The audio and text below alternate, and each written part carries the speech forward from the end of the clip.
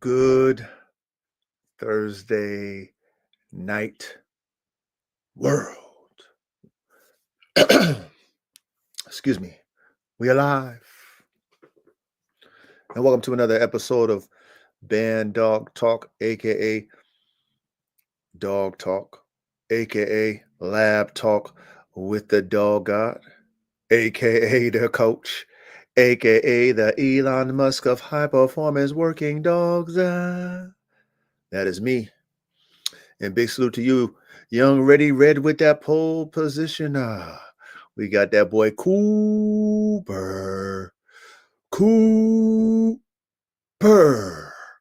with that second. And then I guess we were waiting on third. That 1, 2, and 3, man. But big salute to you guys for another episode, man. Another day in the classroom. Another day in the classroom.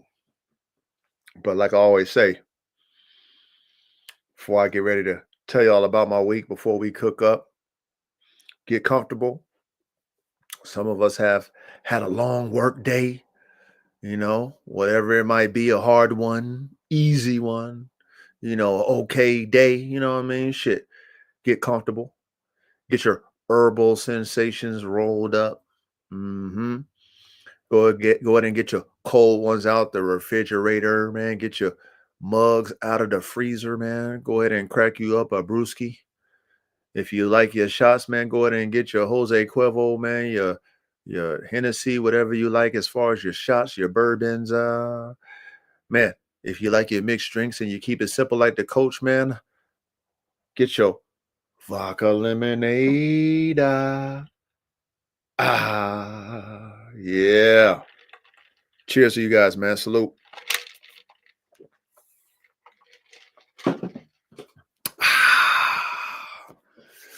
As I take a deep breath. So, I already know how I like to do. I like to come on and, let y'all know how my week has gone with the dogs. And, still making the adjustments. I had, I definitely want to give a shout out to one of my supporters. He's been supporting me, man, probably for 3 years, man, ever since I've kind of been, really campaigning out there in the public as far as what I'm doing with my program and stuff, man. But, he reached out to me maybe a week and a half ago when he saw that, I was, letting some of my DNA go out there to the public. And, he reached out to me and, he was like, Coach, I'm coming home soon. And, I noticed, I seen, AR, I seen this dog, that dog, man. I mean, man, what you doing, Coach? So he's just asking me, what's going on? I see you moving, some of your good pieces out. What's the dealio? I told him what the dealio was. And, he was like, man, I'm about to come home soon. So, what do you mean by that is, he incarcerated. But all how them boys over there that got their money right, they be having cell phones and all that shit. So, he's always been in touch with the world. But anyway, he's like, I'm coming home soon, man. I'm gonna come home soon, and I'm staying away from these individuals. And I already told you that I want to be starting my program when I get home, and I definitely need to get some of them pieces. I was like, all right, well, shit, let me know. Let me know what you want. He's like, well, look, what I'm gonna do is, I'm gonna have, my wife reach out, coordinate, lock that in, so that when I get out, it's mine. So I'm like, all right, let me know what you want to do. So, long story short, the brother did exactly what he said he was gonna do, which is rare, right? Right? It's rare in these days where individuals say something and then they do it. It's very, very, very, very rare. And um, not to put any type of, actions on this brother here, because he's always supported me, always encouraged me in what I was doing, you know. But I mean, I'm like, all right, if you do, cool. If you don't, I mean, what's new, right? What's new with this dog shit, right? What's new? But yeah, man, my boy came through like he said, you know what I mean? Came through like he said, and shout out to him, man. AR-15 gonna be in good hands. And I know once my boy get out, which is soon, I know what he gonna do with his program is gonna be on a whole nother level. Because he's seen the vision when I was walking in the vision, he's seen it. Put himself in there, as he always thought like I did when it came to the dogs, and to see me actually doing it, he was very inspired by it. And of course, he pays attention. He saw I was moving pieces away. He's like, "Man, coach, I need to get that. I need to get me something.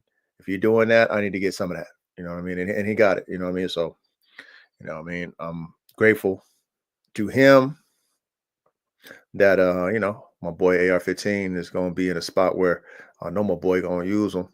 And if not, if he doesn't use them, he gonna follow my instructions. Follow my instructions as far as like collecting that semen. So whenever he want to cook with him in the future, he can. But he really just want something quality that's gonna be good for him and the family, and also have some DNA on tap when he starts to decide to cook, his recipes up in the future, man. So that was cool, man. That was cool to have somebody who has been a long time supporter, like hit me up. What's so crazy too is, I'm busy and stuff, so I don't really get to my DMs right away. And he DM'd me twice, like, "Hey coach, I mean, I don't know, if you think I'm playing, man, but like, coach, come on, hit me up." He like, "Come on, man, I can't miss out." So he made a point to let me know that he wasn't playing around, and you know, him and my wife communicating is enough. You feel me? So salute to that brother there.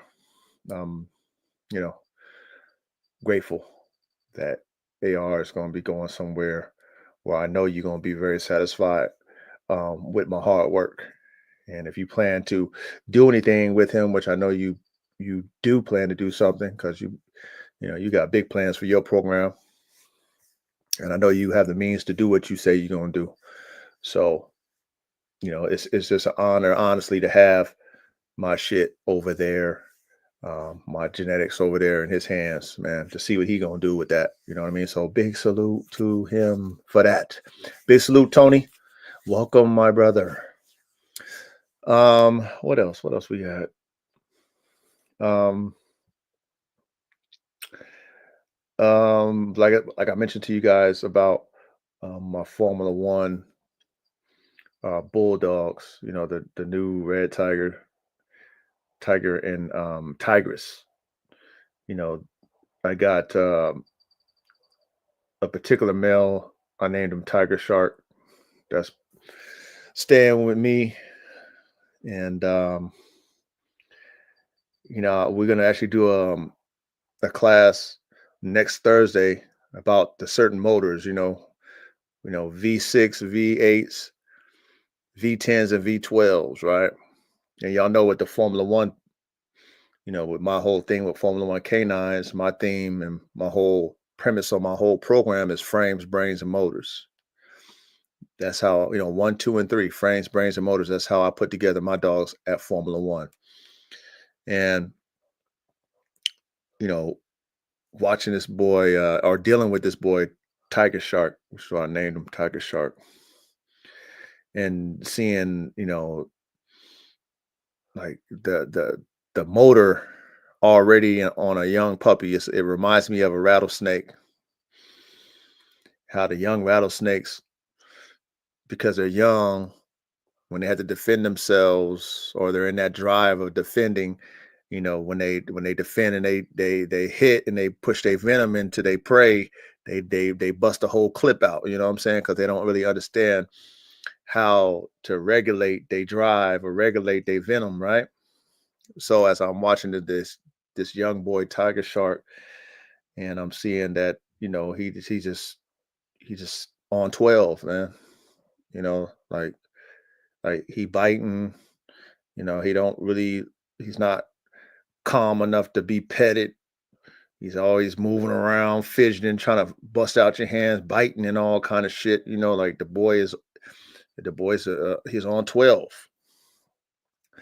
And so I'm paying attention to him, and I'm like, damn it, man.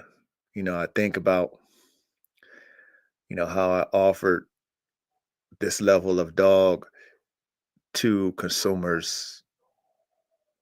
And as I'm dealing with a V12, right?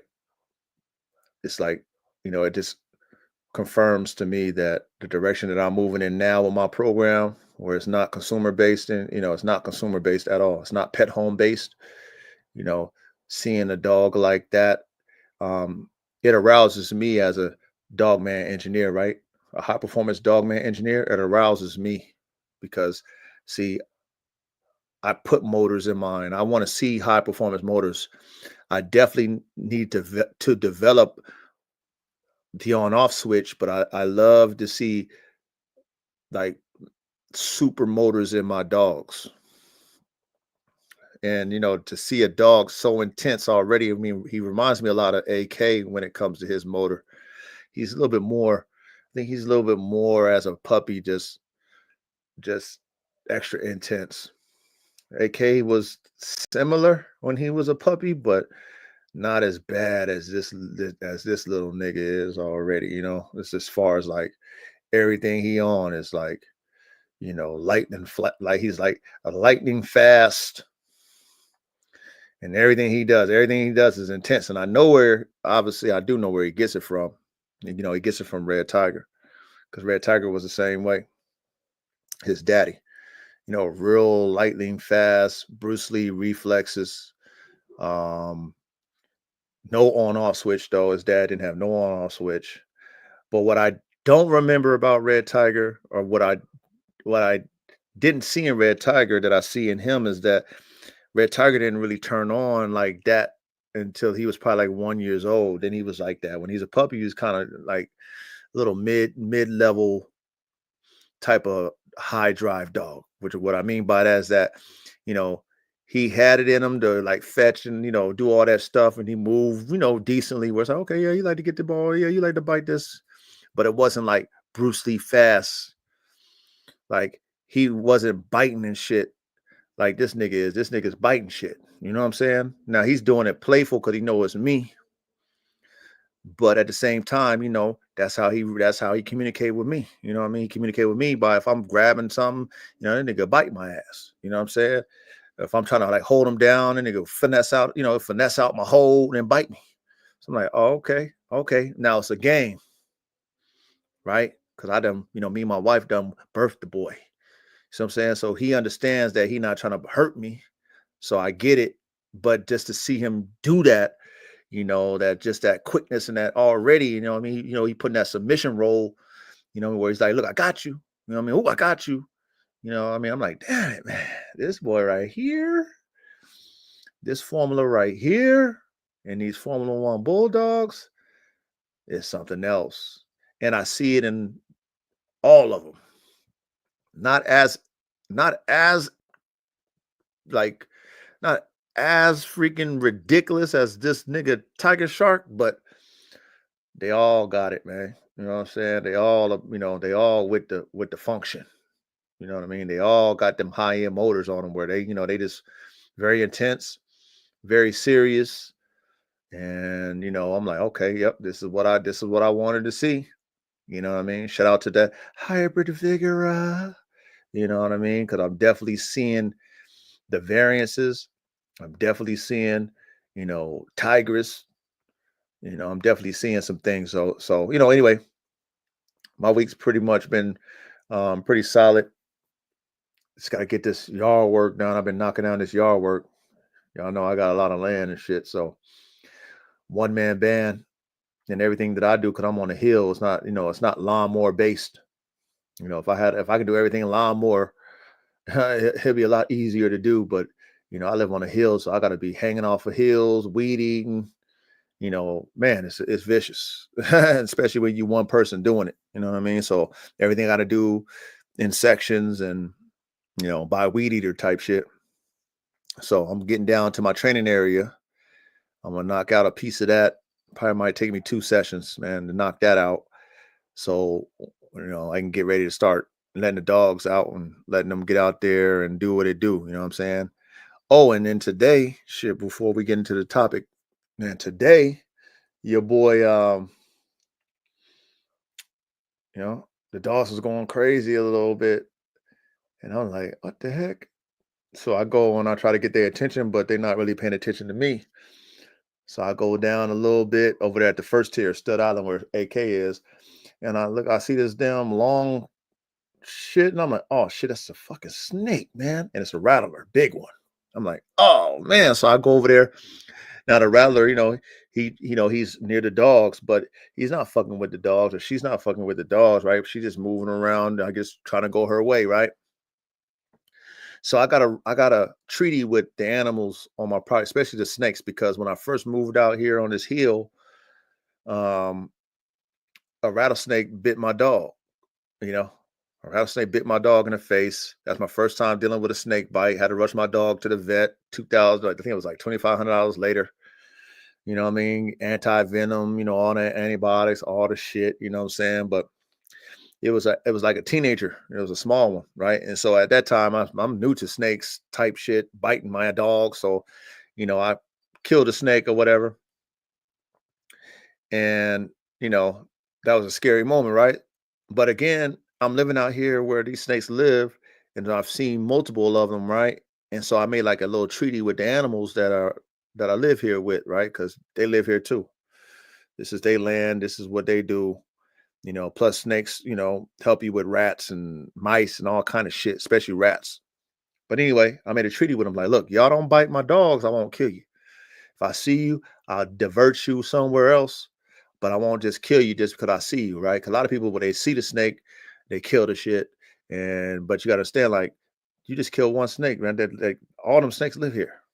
That one snake ain't gonna stop the snakes that's here. They all out here. This is where they live. But if they not attacking my dogs, and most of the time with the rattlers, they hide out anyway. They not out, they not out there trying to be seen. They hide out in some shaded rocks or somewhere, and if they hear you coming, they slither their ways on out. So anyway, I saw that snake, and part of me is like, "Oh, kill it!" And I just had to stop.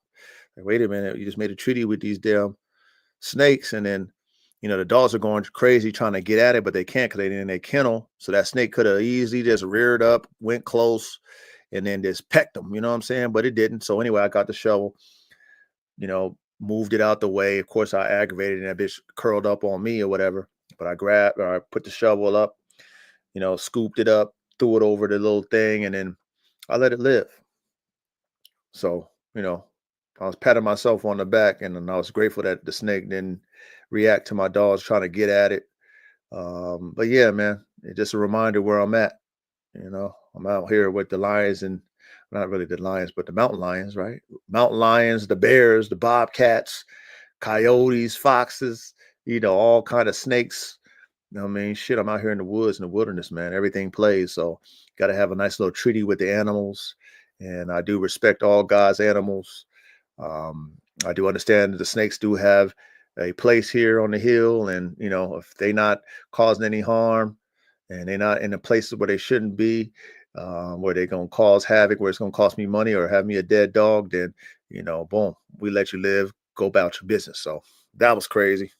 Seeing that, I was like, oh man, and they out. It's the season. They out here. But anyway, they've been out here. Should they live here, man? All them snakes been out here, live here. So, but yeah, that was my week. This week, pretty solid week. Very grateful. There ain't nothing crazy happened like a snake bite. And I'm admiring my work, with them Formula One Bulldogs. Very much admiring them. And I'm looking forward to seeing where I'm going to go, what direction I'm going to go with them. I have an idea, but I just want to see them develop and, I just want to see my DNA, my formula, right, come to life. My main concern with them Formula One Bulldogs is the performance. I really, really, really, really want to see the performance that I put in them. I want great breathing and I want pit bull drive. You know what I'm saying? Like if I can get Tigress's drive and breathing into like a red tiger type, similar type body style, not the exact type, because I know that's mission impossible. But if I can get a similar type with that pit bull fucking performance and exceptional breathing, then shit, I got something. You know what I mean? I done scored for me. So that's where I'm at with that, man. But other than that, man, solid week, no headaches.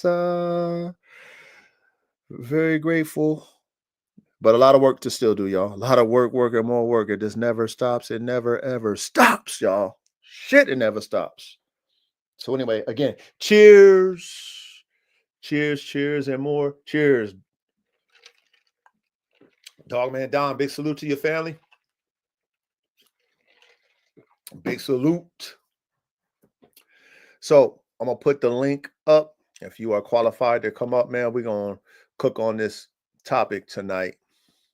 I think we definitely need to talk about this topic. And for those who have a program, those who aspire to have a program, you should definitely pay attention and take notes to this topic today in class, man. It definitely will give you a head start and a great outlook on what to expect if you're going to start, build, and maintain a successful performance working dog program. The key focus is performance working dog program, because this ain't no regular program. This ain't no bully program. This ain't no Frenchie program. This is hard. This is a hard program. You know what I mean? This is where you putting together elite dogs.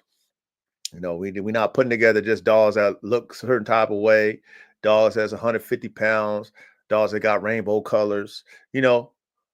This is a complete dog, which is very, very, very, very, very hard to do. But that's what we're going to talk about tonight. You know what I mean? We're going to talk about the hard stuff in my classroom. My classroom is for the professors, you know what I mean? The ones who want their PhD in this high performance working dog type shit. You know what I mean? That's what my classroom is for. So we're going to cook. Oh, also, if you guys haven't already, shout out to Joe NWA Connie Corso. Go check out that latest show he did with Ulysses, the Ulysses Junior Vanguard Canine. When they were talking about American made dogs versus import dogs. You know what I mean? Go check out that live, man. You know what I mean? Mr. Vanguard, Mr. Ulysses, he was giving up some game. And if you like to learn, go pay attention to what he was giving, man. He was dropping some real knowledge about these damn dogs. A lot of people don't really understand unless you EA Sports in the game. And he's definitely a brother and a fellow dog man that I respect in the game, doing what he's doing with his program. And so he was talking some real game on that live. So go ahead and make sure you peep that. Also, Caveman had a live too. Go make sure y'all go check out Caveman's live, and go ahead and check out Big Ja from CDC's live. You know what I mean? Make sure y'all support, other dog men putting out this content where you can learn, because that's what we're here to do. We're here to learn. I know a lot of y'all like to be entertained, but entertaining, in this dog world is not going to better the dogs, and hopefully you here to better the dogs, not to be entertained. You feel me? So let me go ahead and drop this link, and man, we're going to cook tonight.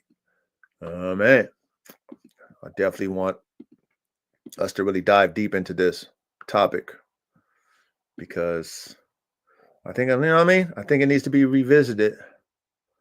I think it need to be more understanding and comprehension to what a program is, all the aspects of having a program. There's a lot to this shit. It's like Transformer, more than meets the eye. Hey, what's up, Coach, man? What's good with you, young? Ready? Chilling, man. Hanging in there, man. How's your dog doing, man? How's he doing? He doing great, man. I can't ask for anything else, man. Just listening. His listening skills is there, man. Like, only got to tell him once to sit down and lay down, and he just do it. Wow. Yeah, I'm shocked. Like, since this is my first Mastiff, you know what I'm saying? Like, I'm shocked that the listening capabilities, and like, he don't really bark too much. He bark like if it's like really a need that I gotta know about. Like, then he let me know, or if like somebody's like walking up my steps or something, he like lets me know. Okay. How's he doing on them walks and stuff? He getting more comfortable with being outside and the different elements outside and stuff? Yeah, he's getting more comfortable with that. But he's still like wary with like the big trucks and stuff. He still like stops a little bit. Like when he see him, he's like, I guess he's still like, he wants the joints to like stop so I could probably bring him over there so he could smell it. Yeah. But like, other than that, he good. He don't be pulling or nothing though either. He's still like the same way he was before. He just a little bit more open to the walk and not like laying low to the back like he was before. Like I had to like pull him a little bit to get him going. So now he moving around now, sniffing shit and peeing on stuff. Being a dog. Yeah, that's what's up, man. I noticed you had a post on your page on your IG. You had something about it was like a Dutch what was it, a Dutch Shepherd with a bulldog and a what was that thing? It was a bull herder, but yeah, it's a Dutch herder. But I put that because it was kind of similar almost to one of your cook-ups with the Neapolitan. Yeah. Have the pit bull in there. Yeah, I saw that. It was like a Neapolitan, American bulldog, and boxer. It ain't have boxer. Oh, it wasn't a boxer in there? Nah. So it was a Neapolitan Mastiff, American bulldog, and Dutch Shepherd? And pit bull. Oh, and pit bull and Dutch Shepherd? Yeah. What was interesting about that when I saw that, and I was listening to Vanguard K9's on one of his lives, and he was talking about how the Dutch Shepherd back then, they was already cooking up them what they call bull herders. He called them bully herders, but he said they was cooking up them things back in the 90s. And he said they was doing that back over there, and they was doing Great Danes, they was doing pit bulls, they was doing he said some other couple of dogs. He said they've been doing that shit, and then what they was doing is once they was adding those in, and they was doing that add and then rinse and wash. You feel me? Like what we talked about. Yeah. Take the best ones, and then they go back into their lines and just kind of wash it out. But he said they was doing it to add those features. So he said they've been doing that shit. So how everybody's like talking about these bull herders and stuff. He's like, bro, them damn pit bulls been in them damn Malinois and Dutch Shepherds back in the 90s and shit. Right. Yeah, ain't nothing new under the sun, man. I mean, we've been saying that. Yeah. Shit. Yeah, we've been saying that.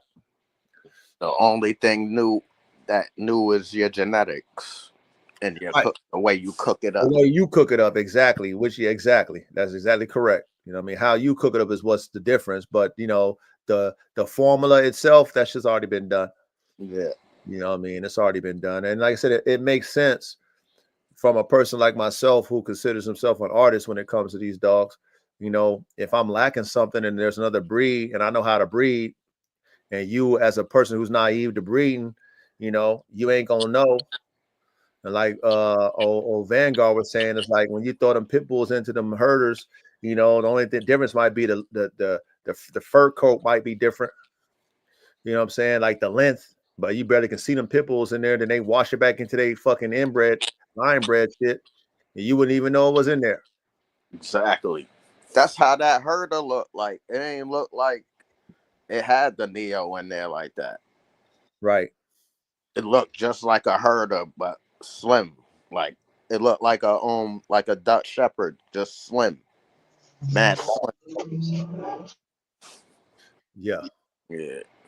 Yep. So that was interesting when he was, saying that. But for those of us who understand this shit, we just like, it's not a surprise. You know what I mean? It's not a surprise whatsoever to me. What's up, dog man Don? What's good with you, man? Or what's up, dog man Don? Can y'all hear me? Yeah. Yes, What's up? what's good? Long time no on the panel, man. What's good? Talk to us. All right, man, just chilling, bro. I ain't been here in a minute. I've been trying to get some money, man. Take care of business.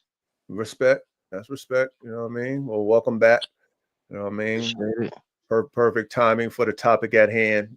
I was just about to say that. I like the topic of the day, for real. Yeah, let me do what Young Reddy's gonna tell me to do, which is put that banner up on the ticker, bro. You can be like, Coach, you gotta put that bad boy on the ticker, man. You know what I mean? So that's definitely what I'm gonna do. And so the topic tonight is gonna be, what does it take to start? Keyword start. What does it take to build? Keyword build. What does it take to maintain? Keyword maintain a successful performance working dog program. Okay. All these things, right? Start it, build it, maintain it. Okay. And you know how I like to operate. I always like to let y'all cook up on it first, and then, I come around the mountain and then close out.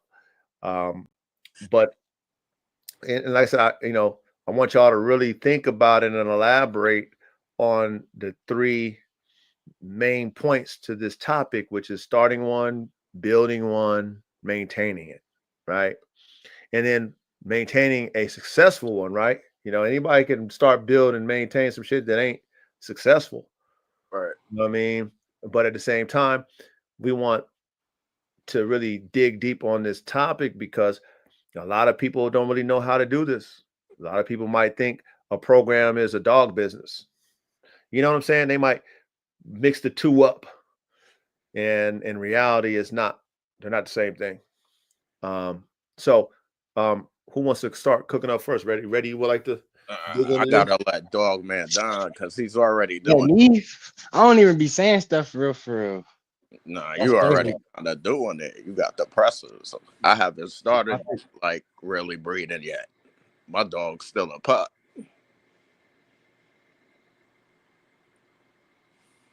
I don't even really. You said what? I don't even know.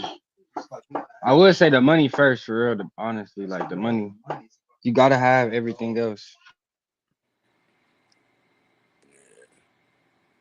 All right, I'll jump on. Yeah, go ahead, ready. Like on the start, yeah, you're gonna need the money. You're gonna need some money, and before you even get the dogs, you gotta thinking to yourself like, you really gonna be doing this, because this is a lifetime thing. This ain't like no thing you could just start and pack it, like put it away and stuff and forget about it. Like this is gonna be your new job basically. So you gonna probably need a pen and a pad and all that shit, so you could start like writing down like what you gonna need for your program, right? And your different builds for like your cages, the type of food you want to feed these dogs, and the money you're gonna need to be spending on the type of the food you're gonna be feeding the dogs, the area where they're gonna stay at, Yeah. the type of dogs you're gonna get in the future for your program. Yeah.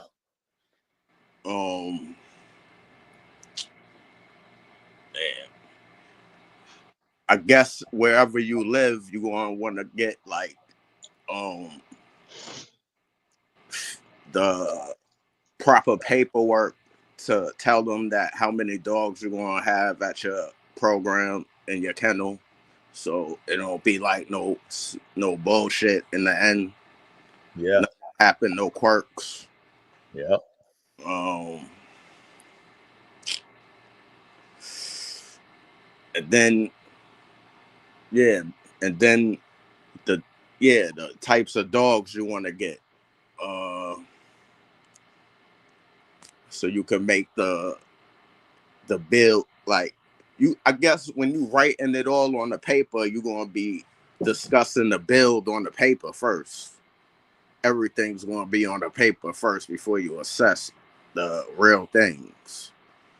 So if you want, and they gotta be the high performance dog anyway, and then you're gonna be like, I want this type of these traits.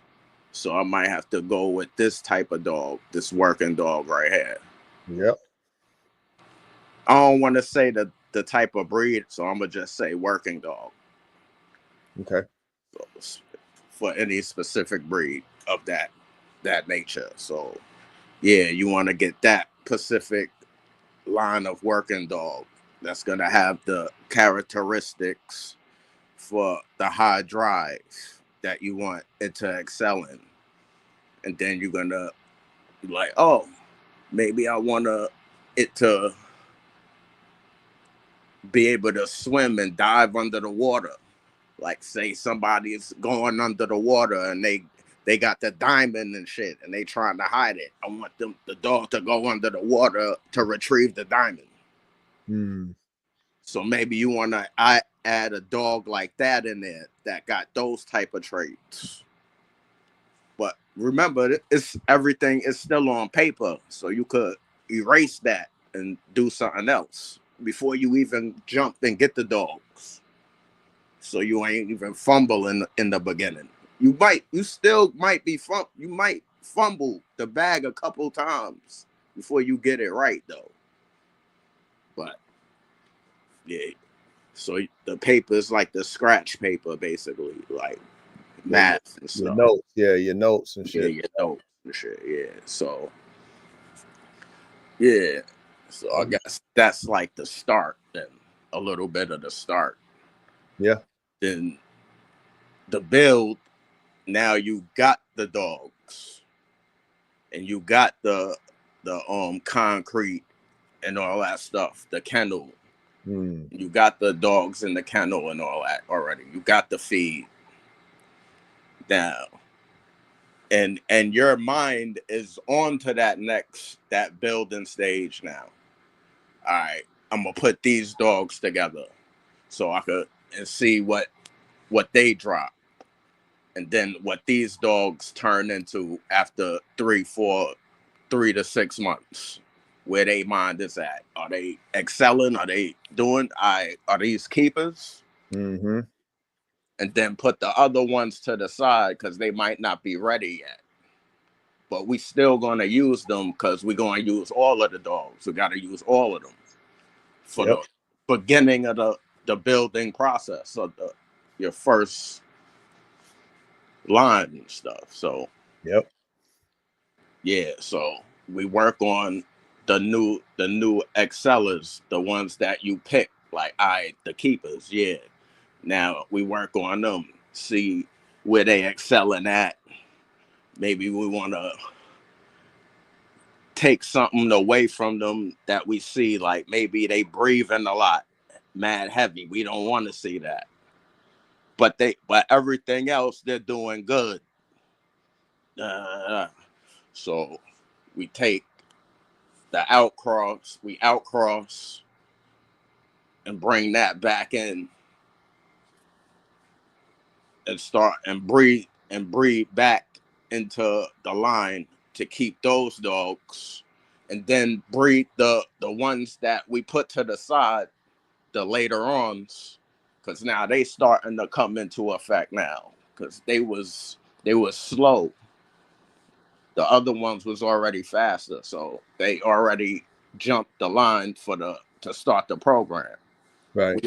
Now these dudes is coming in, and now we seeing the next generation from them. So now we bringing those into the program now to come into what the first dudes was doing already. Now we blending them and those family into that, and then we do the outcross, do all of that stuff, see what we get from that, bring the excellers from that into the program. The other ones, that's the slow to starts. We still put those in the back. We still gonna keep those too. Right. We're gonna run those too. So we got the first and the second generation right there. Then we run those, see what we get from that. And then that's gonna be the pups from that. That's the line right there. That's the basically gonna be the program. Nice. Then later on you might be like, yo, I want to see what these dudes do. The other ones that we ain't, the slow to starts. They might be had came around now. So now we're gonna throw and see what they do. See if they got something better than what we just produced with the last crop. Maybe they do, maybe they don't. But whatever we do, we put some of those into the other joint because they might have some excellers in there anyway. So we bring those in there.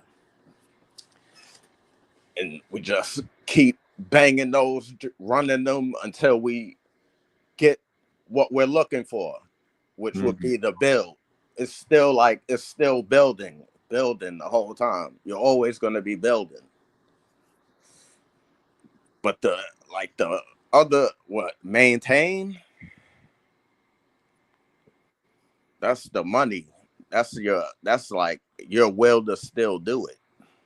What keeps you doing it, in it, not failing. Even the failing, but it's not making you like, oh, I can't make no money, so I'm gonna leave the dogs. I'm gonna quit with the dogs.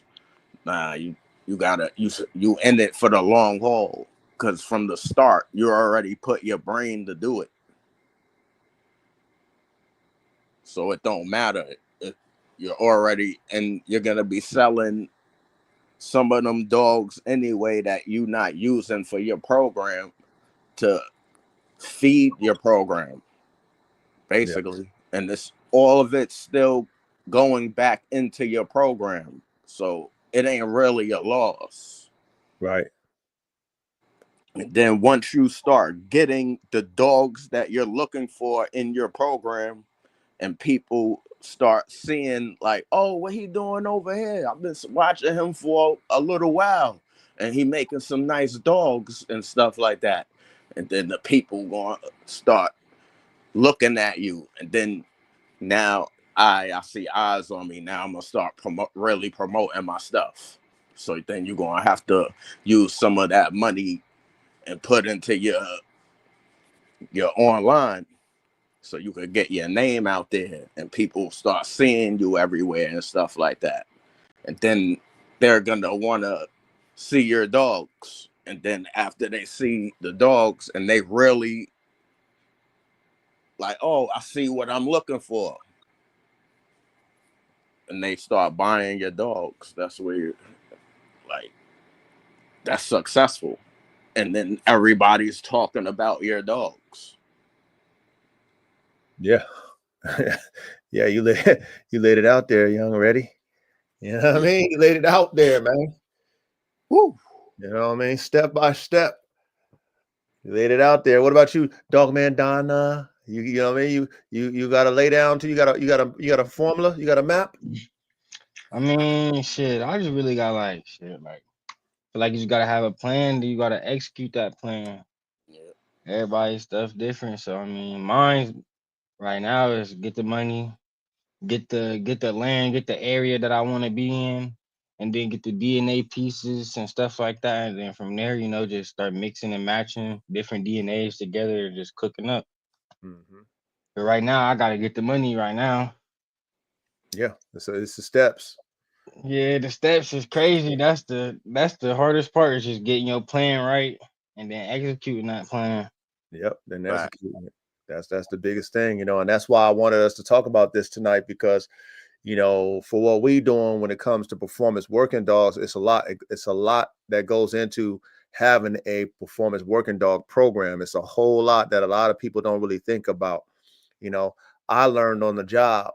You know what I'm saying? I had that what I call on the job training, and so being that I'm a player coach, which means that I play for the team that I coach and own.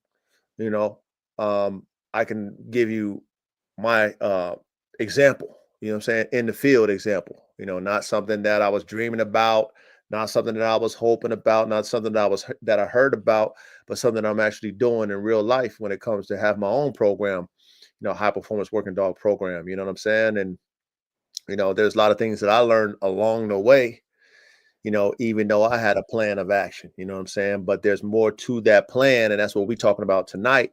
We're talking about that complete plan of action to eventually get to a successful performance working dog program, right? And there's a lot to it, Yep. which, already you was breaking it down, you know what I'm saying? And But it's way more than what I was saying, though. I mean, That's bits and pieces. no, but what you was giving a summary, you know what I'm saying? Right. You're right. It's a lot more intricate parts to that whole thing called a program. But, a lot of people don't think of it like how we talking about it. You know what I'm Right. saying? Like I said, a lot of people think having a program is something that, you can make money off of. And, I want to make sure that I make it a point that y'all understand that that's not what this is about, having a program. You know what I'm saying? Big Duro. What up, Coach? What's good with you, Yo, man? what's up, Doro, man? What's going on? Ready? Salute. Yeah, Bro. salute, man. Duro, come on and cook, man, before the coach go here and run out of control, closing out type talk in the classroom. You know how I do, man. Come on, Duro. We'd love to hear your feedback, my brother. Dog man Don, what's up, bro? What up, my boy? What does it take to start, build, maintain a successful performance working dog program? Man, so this is a good one right here. But first, I mean, when you say start, you gotta have the right pieces to start. So you Right. definitely want to have even a top tier producing female. You definitely want to have a top tier stud. That's first. That's how you gonna build it and Right. start it. You know what I'm saying? Building it, you really have to keep at least minimum, you know, 2, 3, if not all of your first productions. That's how you really gonna, you know what I'm saying, start to build it. You gotta keep some of your productions. What you produce is important. And excuse me, I tell a lot of people starting off that you have to make sure that you know what I'm saying, you keep some of your productions because people not only want to see that, but it also allow you to find out if you made a better dog with the breeding that you just did and you kept that dog. That might be your next female that's top tier. That might be your next male that's top tier, whatever the case is. So you never know what you are getting. You'll never know if you just breed and sell everything. You know, then you mad at the next man because you just sold him the dog and you like, I should have kept that dog. So that's how you're gonna build. You're gonna build. So maintain it, maintain it. That's the hard part because that's when that hard work, that 3 times Three hard times. work, that's Yeah. when that come in. To maintain what you just produce, maintain what you have already. If you have to go outside of your yard and get a female, get a stud, maintaining what you have, you know, that shit is the hard part. the money part, the costly part, the bills part, the maintaining takes everything by storm, because you have to have all the funds in order to do this dog thing right here. So that's what you want to really, really, really, really be gunning to, like for real. That's what you really gonna be gunning to, like, real shit. maintain. Yeah. You know what I'm saying? That money come in. You know what I'm saying? Food is high, man.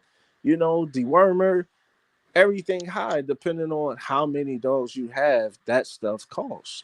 Yep. You know what I'm saying? Then gear.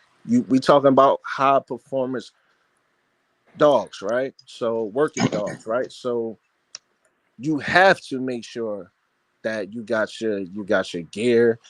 The dogs got their gear. They got the right collars. I wanted to say this too, Coach, because I've seen a lot of young guys make the mistake of having collars and they got the wrong collars. You want to make sure you got 2-inch collars on those dogs. You got jerking themselves, or you got dogs that's banging on chains. You want to make sure you got a thick collar. You don't want your dog to crush his larynx or trachea. Right. You want to make sure you got the right size collar with the right cushion on it before you start doing that. So that stuff costs. Those type of collars cost.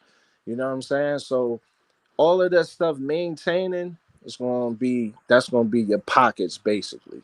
You know what I'm saying? And then you just gonna build from there. And then that's how you start, build, and maintain to be successful. That's what I think.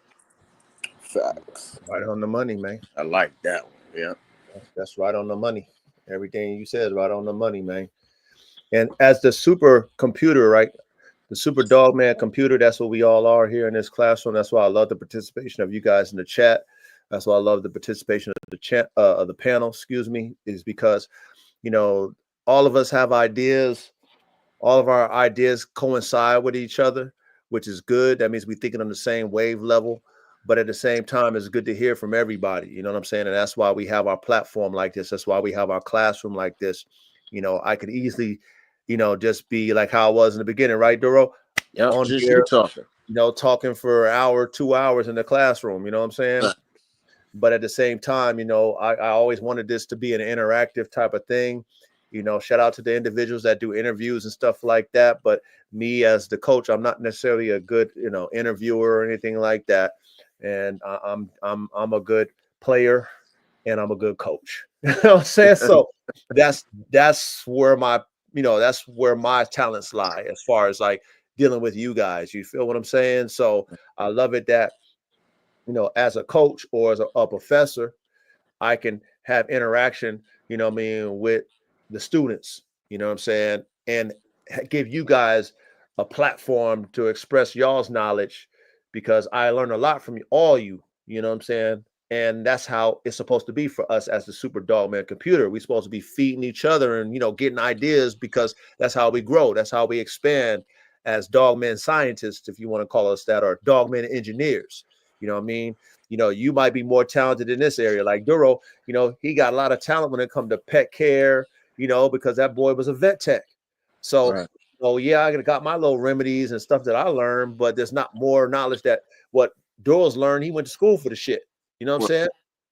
So we got to respect that. Or we got Reddy. Reddy, that man is a damn fucking, you know, his study game with these dogs is on another level. Like he really got an interest in these dogs and he studied the shit and he do the research. So a lot of the stuff that I haven't even never even heard of, man, Doro be, you know, I mean, excuse me, Reddy be over there like, hey, coach, you seen this? You know, you seen that? I mean, I see a lot of stuff and I learned a lot of stuff from Reddy. You know what I'm saying? Dogman Don, you know, you coming on and expressing yourself and all you guys in the chat. So just understand our platform is very unique because we all bring something to the table, man. You know what I mean? And we're all thinking dogmen. We're not out here just fucking lottie-dottie in this shit. You see what I'm saying? Yeah. So I appreciate you guys' you know, conversation and y'all feedback, especially when it comes to these topics that we have every week, every Thursday, man. I love it. I appreciate you having me on too, Coach. No, so it's all good, man. That's what it's for. You feel me? That's what it's for.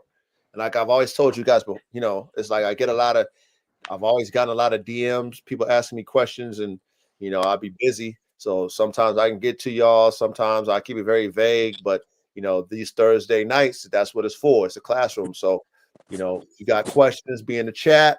If you got questions, you've been on the line for a while, participate in the chat, then we bring you on the panel.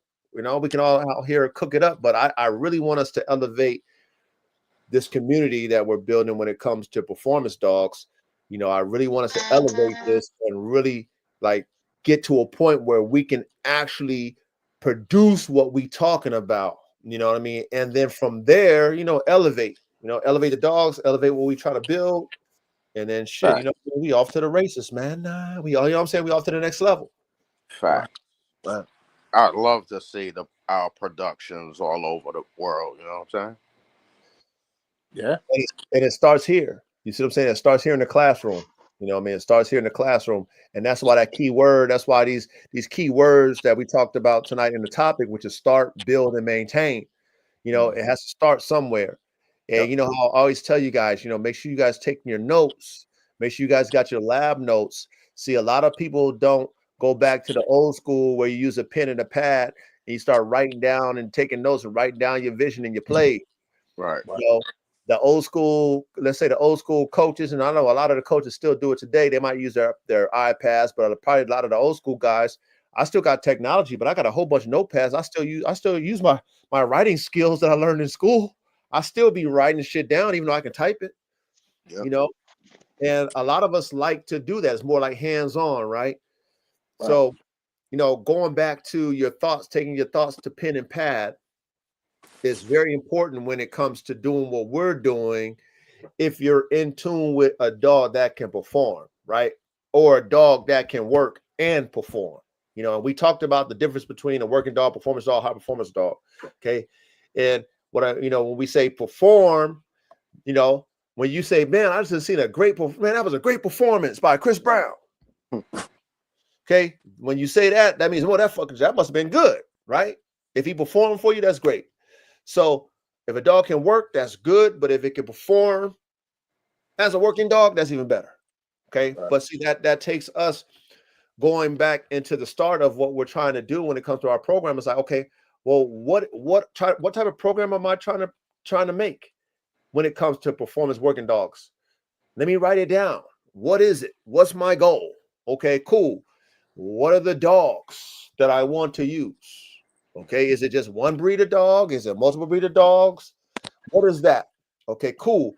Where am I going to be at? Where am I going to live? Where I'm going to house these dogs?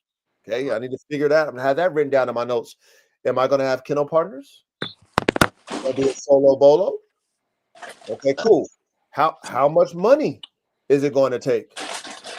Because if we want successful, we want high performance, we know we need top tier DNA. We know we can't cut no corners when it comes to the genetics,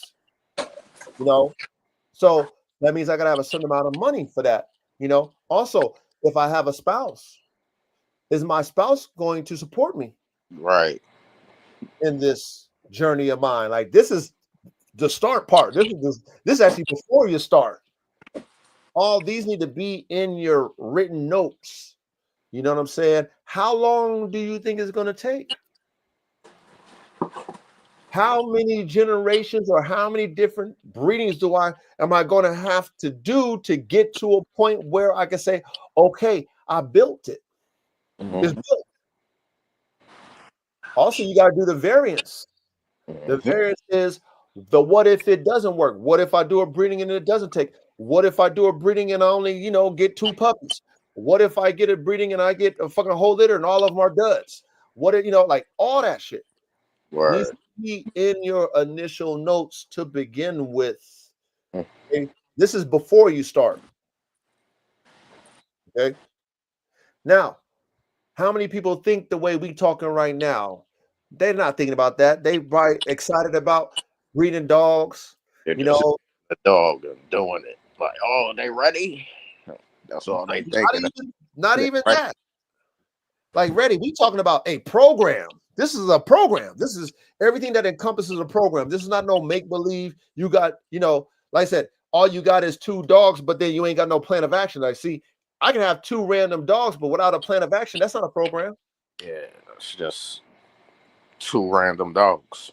Right.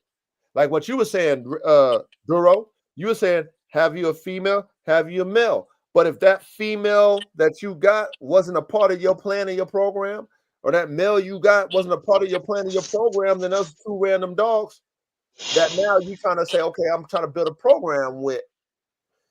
Now, a lot of people don't think about why, like how you doing with Bane, Duro. Right. You understand why you gonna cook up Bane the way you gonna cook them up. You see what I'm saying? Right. That's a program. Right. A lot of people just say, hey, I got this dog, I'm breeding to you my homeboy's dog, and we just gonna breed these dogs, and then whatever happens, then I'm gonna sell a few and keep a few. A lot of people, that's how they, let's say, so-called start their program. Yeah. That's not what we want to teach when it comes to performance working dogs, because these dogs have to be complete. Like there's no room for error, even though there's going to be trial and error, if that makes sense. But if we can eliminate the error by making sure our notes is on point before we look, it's like any professional team. Before they go into the game, they in the classroom first. Before they in the classroom, guess who's over there drawing the plays up? The coaches. Yep.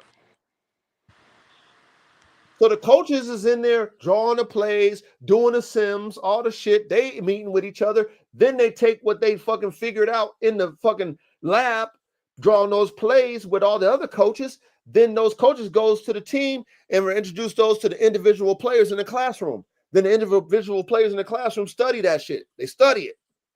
Then they go out on the field. Then they run those shit. They simulate the shit. You know what I'm saying? They study it. Go back, fix shit. Same thing with our programs. We need to be doing that sim style in the beginning from the start. Okay. What dogs am I going to probably have to buy in order to get what my end result is for my program? How much is it going to cost me?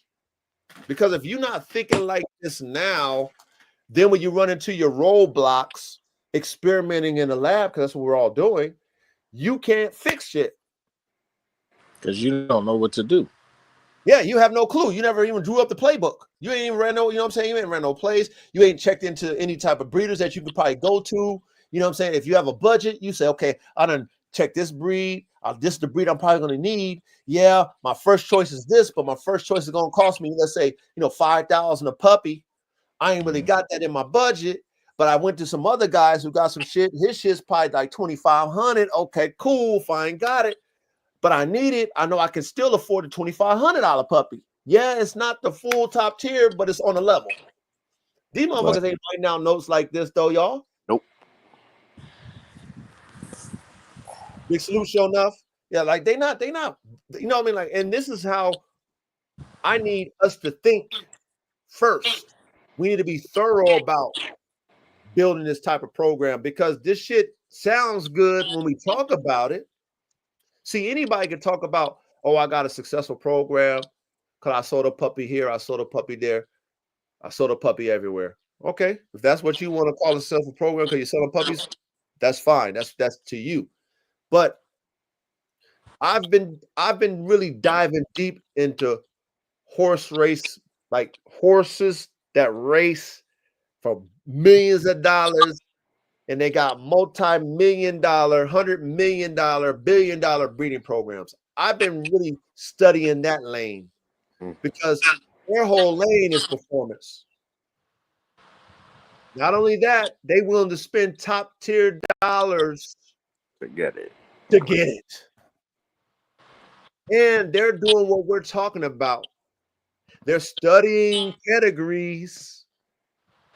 But the difference between a horse pedigree and these dog pedigrees, those horse pedigrees is legit. Dog pedigrees, we already know they paper hanged out. Motherfuckers ain't DNA tests. When you're dealing with multi-million-dollar programs, $100 million programs, they better be legit. That's why it costs so much. Exactly. The Everything's formulas legit. Yeah, the You're getting what formulas you pay for. Correct. The formulas are there, right? So you want somebody to study your formula, figure out that they're trying to do it, but they can't. So then they got to go to you for the sauce. Yeah, they You know have what I to. mean? they want that to be the case, because even there, when I've been studying how they operate, it's a crapshoot for them. It's a crapshoot for all the top breeders, because like we always say this in my classroom, is that, you know what, we're just assisting God. We're not God. And even in their realm, they could take the top genes, the top bloodlines, and that does not guarantee they're going to get a fucking winning horse. Right. They know that. But one thing that I did pay attention to, which you always be telling y'all about, is that outcross. And one thing about these horses, Secretariat was produced from an outcross. The best race horses in the world, most of them was produced by outcrossing. Because you know what they want, that I always tell y'all that we want, is hybrid vigor. Yeah, that vigor. Yep. They want that vigor. They don't want their horses to be the same as the mom and dad, because then at the end of the day, they like still, it's like a stalemate. If you paying for top tier genetics from the mom and you paying for top tier genetics of the dad, they want to get the vigor so they could be better than both parents. That's why they doing it that way. Yeah. Okay? Now, does it always work? No. I mean, that's the, you know, that's why we do what we do. That's why if you are able to win them, you know, breed them winners, you get big dollars, because it's hard to do. But if I'm just breeding in a way that's just, you know, kind of like, okay, well, this guy's a winner, she's a winner, let's keep breeding these winners together and inbreeding them shits, and you know, yeah, I mean, you might get something that might be the same, but you're not gonna get something better. That's what they do. They understand that. We try to get them freaks. They need them freaks because they want to win. They want to break records. They want to win. Because then when you got those freaks, now you're going to get the top dollar on your shit. Yeah. So us as dog men that are breeding performance-based working dogs, not just working dogs, not just a dog that can do a job. Okay, good job, Fido. Here's a treat. You did a job. No, but damn, that dog's doing it the fastest. That dog's, you know, lasting the longest or whatever. The dog's smarter than all of them. You know what I mean? Dog's got more durability than, like, whatever that is that excels the norm is going to get our attention as dogmen who have, you know, put these programs together. It's going to get our attention because now we want to duplicate that and also make one better than that. Yep. Multiple job dogs, multiple tasks. Yeah, we need them to be on a whole nother level. But see, this starts us in the lab, and see, that's what a lot of those top tier horse breeders, they do a lot of studying, which a lot of these people, especially when they're dark skin colored or they're light skin colored, also African American, they don't want to study and do any type of research and reading in any type of mental work. But for those of us who aren't afraid of work and studying and classroom type shit, the reason why they're making these horses, the reason why they're getting hundreds of millions for their breeding program, because they actually study this shit. Then they study it and they actually spend the money and they experiment with the shit. Their programs take, you know, it might take a while, because see, with the horses, they only have one damn fucking horse a year. Or maybe they get a twin. That's rare. That's rare. Twin, yeah. So their program, it lasts longer.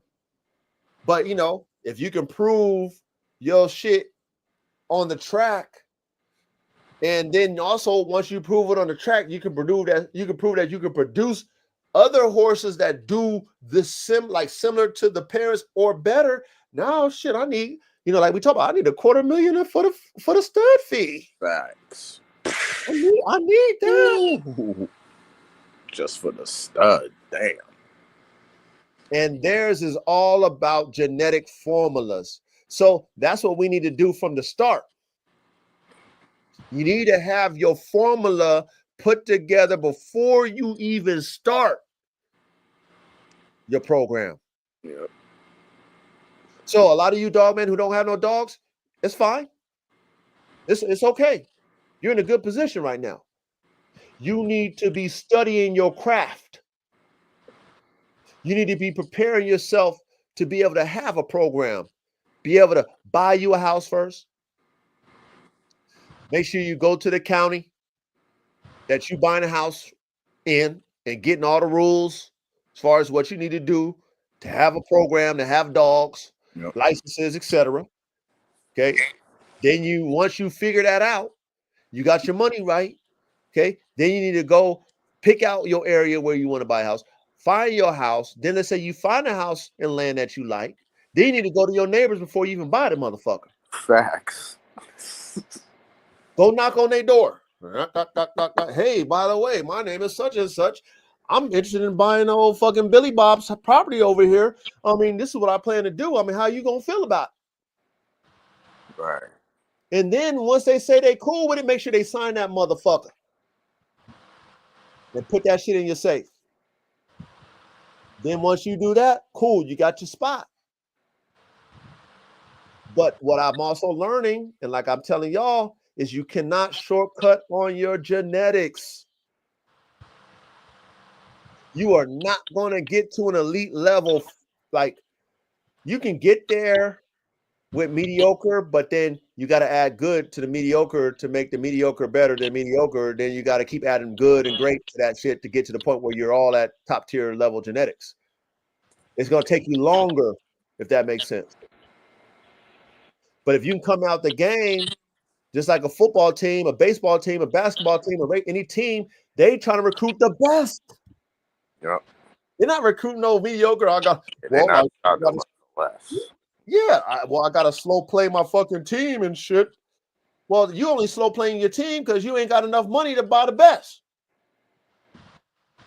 I'm coming out the game trying to get the best so I can be ahead. I can be winning right now. I'm not trying to win later on. So like what you were saying, Duro, for those of you guys ain't money, y'all money ain't right? Let's say you got 20 grand to start your program. Okay, don't start your program with no less than 20 grand. 20 grand will at least get you a male and a female and be able to, maybe get you a couple kennels and shit and a couple of supplies, like you were saying, Duro. Couple supplies, couple kennels and shit. You know what I'm saying? At least a good little, like, a starter kit for your two dogs. But at least have 10 grand on deck for your two dogs. Yep. At least 10 grand. Okay, for your two dog, your male and your female. Okay. Yeah. So that because the small things might happen, whereas though you might have a dog who can have a natural birth, but she might can't push those puppies out. So you might have to go do emergency C-section. Those type of hiccups cost. You know what I'm saying? $35, $5,000, depending on which vet is open and how much they feel like charging you for that. Because they already gonna look at you funny that you got a pregnant female, especially it's a bully breed. And that, you know what I'm saying? They gonna look at you funny, like, oh well, this, that, and the third. Well, you got a pregnant dog, so he's a breeder. So they don't like that. So they'll try to do everything to make you lose that litter, and pay your dog up. Yeah, they will. I'm gonna make y'all cry even more than that, man. Okay. What if you get a top tier bitch, right? You breed the bitch and the bitch got palometra, and now that bitch and your puppies gotta fucking get put down. How about that one? Yeah, that shit happens. That's a loss, but that shit happens a lot. Even at parvo shit. Was that what you saying? No, I'm talking about palometra, where the bitch get a fucking a uterus fucking infection. Oh, and it see, can't. That's a new word I just found out. Yeah, and it can't be I cured. knew about that. And she got puppies in her. Cause that happened to me. She got puppies in her. So I spent $2,500 on an American Bulldog. That's the top of the market. And then I put semen in that bitch. Was one of my top tier fucking dogs. I spent money on the semen. Okay, the dog is dead, but it's one of my top tier dogs. I got 3 straws. That's 1 straw in the bitch. Got puppies in her. Take her in because I saw some damn fucking milky pink fucking fluid come out of her fucking pussy. Excuse my language. I mean, it's bringing up anger in my heart. But this is real. This is what y'all got to experience. This is real shit. Okay, so I'm into the dog a lot of money, and then I go to the vet like, oh man, it's not a reversible one. We can't, there's nothing that we can do. Like pull the uterus, you got to pull the uterus out the bitch, and like this is what we suggest. Like, what I got puppies in the bitch. Well, this is what it is. So I got to put my puppies in her. And that's a complete loss. So if you ain't got no extra money, and that was let's say you only bought a male and a female, that was your only female. Now you got to buy another bitch. Yep. You got enough money to buy you another bitch after that loss? Hopefully. It might not be a top tier bitch. It might be like a medium tier bitch. Yeah, you might, but see, do you have enough? See, are you able to call an audible when that shit happens to you as a dog man starting your program? That's why I say you need to at least have 20 bands on deck. You're gonna have to for that. That's why I said. Yeah. That's why I said to maintain that. That's the cost. That's the vet bills. That's all of that. You have to have that right there. You have to have that on deck. If you do not have that on deck, then you setting yourself up for failure. You setting yourself Failure. to lose a dog. You setting yourself up to lose litters. You're setting yourself up. Period. So you got to make sure you have some money put aside just in case. You got to have that emergency C-section, or you got to have, you know what I'm saying, whatever the case might be. You know what I'm saying? Like, because you going doing this, you going to have some hiccups. Period. You going to take some losses. That's just how it is. Like, I don't have any litters now, but I have 3 litters under my belt, so I know what the hell I'm doing. Like, you know what I'm saying? So it's like you're going to lose. You know what I'm saying? You're going to lose some things. Like, you're going to take some losses. That's just how it goes. Period. But see, a lot of individuals who want to get into these dogs, who want to so-called start a program, they don't think about this first. They don't think about those what ifs that are guaranteed to happen to you eventually, right? You know, I have Big Bertha had that prolapse fucking vagina shit. Yeah, Okay? that's crazy. That's horrible, right? That's another one of my top tier bitches I spent top of the market money for. You know what I'm saying? So I didn't even get to breed her because she ended up dying of heat stroke, but she had a fucking prolapse her fucking first heat. Mm-hmm. That's not, you know what I mean? Like, yeah, I can go to the breeder and be like, hey, he can be like, yeah, coach, I guess on my next one I can get you another bitch, you know what I mean? But come to find out her fucking daddy died, but I can't really put that on him because he didn't know that bitch was gonna have a prolapse. Right. So I'm not gonna do that to him and be like, man, that was my risk that I took because that's what we have. All of us who do this and have dogs that actually breed them, there's no guarantees in this shit, none. But if it's not in your notes, you see what I'm saying? I mean, I would have on some real talk. I would have had a litter. I would have had a litter probably like last year. But the simple fact that probably this year. But the simple fact that my dog had Chanel went through her first heat. She got Pio. You know what I'm saying? So I had to go to the vet. You know what I'm saying? I'm not putting my dog down from that. I'm different, but I ain't judging nobody. But you know what I'm saying? I had to go there. I had to go to the vet, fix her. You know what I'm saying? But she's still the shit. But I ain't buy her to fix her. I bought her for her to go with Bane. You know what I'm saying? So that's how things happen. You know what I'm saying? That's how it happens. Like it just works like that sometimes. And you take losses and you don't, you know what I'm saying? You don't want to be like, oh man, like, you know what I'm saying? But at the same time, like what I was supposed to do. Like, you know what I'm saying? It ain't her fault. I can't really get mad at the breeder because I don't even think he knew. Like, you know what I'm Nobody saying? knows that. You feel me, girl? Like you can't predict your dog having polymecia. Yeah, you can't predict that. So, you know what I'm saying? Everything ain't the breeder fault. You know what I'm saying? So, yeah, like but that thing could kill your dog so fast that you have to go to emergency like right there. You know what I'm saying? Immediately. You gotta go to emergency right there. If you don't, you're gonna lose her. She's gonna die anyway. So like when I seen that, I already knew what it was. You know what I'm saying? John cost me $3,500, man, to go with the spec, you know? So that's just how it happens. So you gotta be ready for this stuff. You know what I'm saying? Before you can, get into this thing right Before here. you It even costs. get into it, you know what I mean? You gotta be ready for this stuff. But who's talking? That's why I said shout out to the classroom because we're talking about this in the classroom. That's why y'all need to be taking notes. And we ain't even talk about the food yet. Man, we still in the beginning stages of the notes. These should be in your notes, but who's giving you these plays, right? Who's giving you these experiences before you even start a program? See, we still in the start stage. You know what I'm saying? We're not even in the build shit yet.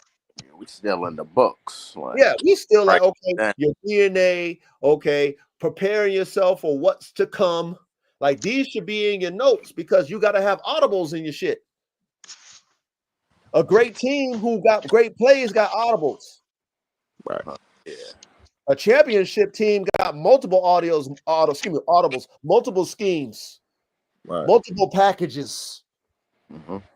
multiple plays. If you a championship team, if you want to be successful in this shit, you got to have multiple of everything that we talking about. Right. Right. That's why with my program, I made sure I got a lot of semen, multiple different studs from same breeds, multiple studs. I got same breeds, multiple females, because I prepared myself for the what if.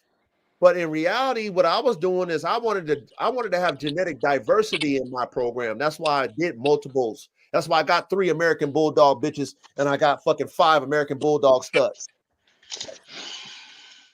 Right. Okay, that's why I kept the whole litter off the Holy Spirit, Shaka, all them. That's why I kept the whole litter, so I can have multiple options of the same genetic pool, different variants. Like there's a method to my madness in my lab because I wanted to have variants and I wanted to have options, but then the losses and the options saved me. Yep. Because out of my 3 American Bulldog bitches, I only had 1 bitch to breed that was alive, and that was fucking Tigress. Right. My whole program would have been fucked if I didn't prepare myself. But see, I wasn't thinking like how we talking. I wasn't thinking about the losses. I just wanted to have genetic variants. Yeah. Because I was really in tune with my lab and and having my lab, like, having the DNA. That's why I always was talking about got DNA I do, got DNA we do, because that's what that was my whole shit. I wanted to have the DNA. I never wanted to go outside my yard. So I went on that mission for my own reason, but it wasn't for protecting myself, preparing myself for the losses, because I never experienced any losses like that until I was EA Sports deep in the game. Yeah.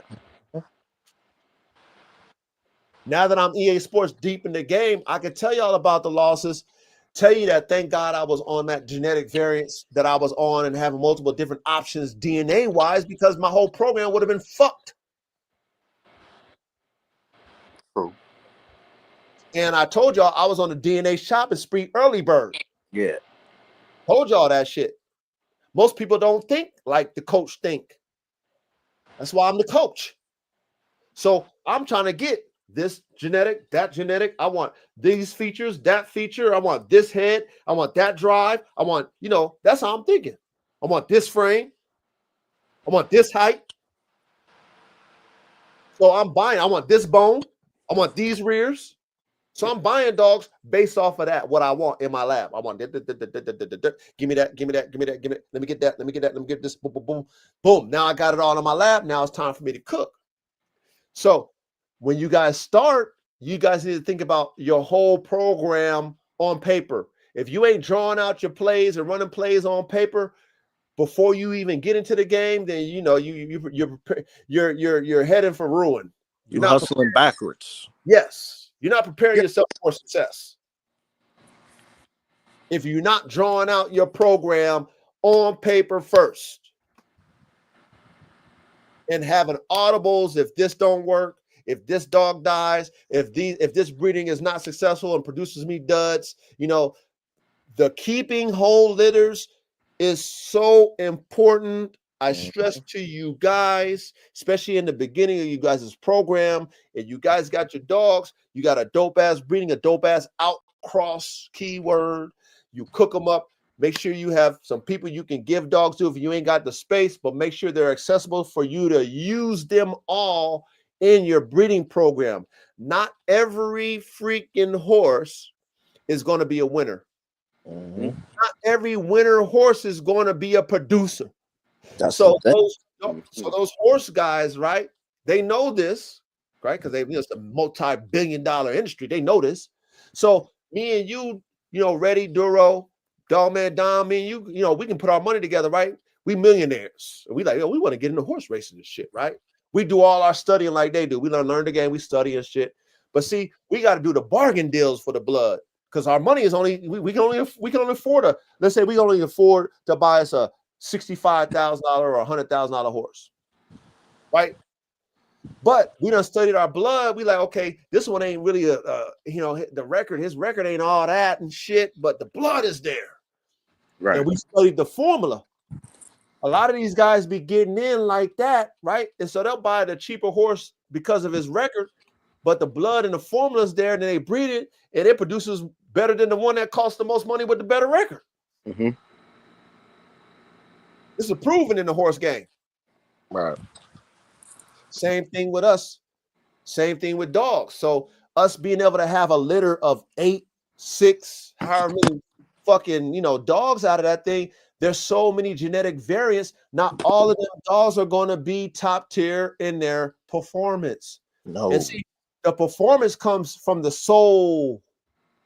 What's in the mind and what's in the soul of that animal. The genetics is the genetics.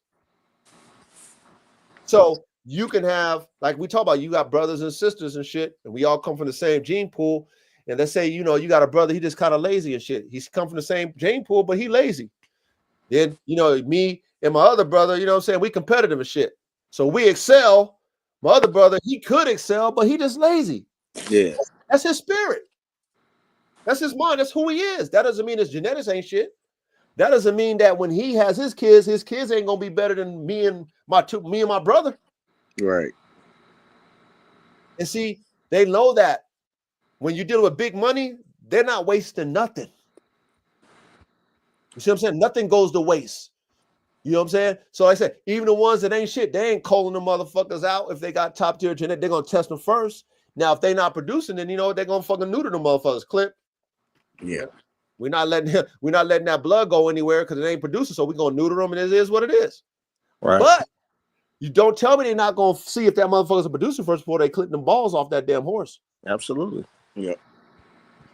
That's how we have to understand when it comes to our genetics. And we're blessed to be able to say, okay, cool, I got 2 top tier dogs, a male and a female. I spent some good money on it. I understand the genetics. I understand my formula. I looked at my notes. It makes sense. I breed them all together. I don't know where they're going to come out. I don't know the spirits that's in these damn dogs, but I know the genetics are top tier. I'm going to test every single one because I need to have them in my program. Now, when you're trying to put dogs in positions to work, then we already know only the elite's going to be in those positions. We get that. And it's probably going to be few of the dogs that you produce that's going to be on that elite level to be workers like that. We know this. But that doesn't mean that we scrap them out of our breeding program. But that's what we're talking about, a program. Okay? This is stuff that we got to think about from the start. Okay? Now, the building part, that right there is where you got to have time. You got to have patience. You got to have a genetic mathematical equation. What I mean by that, when it comes to performance, if those dogs that you are adding in your program does not add genetic attributes, like I always tell y'all, 3 generations back, at least you need to know. You need to know 3 generations back. Now, with that horse racing shit, man, they go all the way back to the 1800s and shit. Them got notes all the way back to the 1800s. Yeah, that's real. Because that's how serious they was back in those days. It wasn't just putting a name on a horse pedigree and that's it. No, it was this horse and stats. Remember we talked about that shit back in the day, back a couple of lives back, Duro?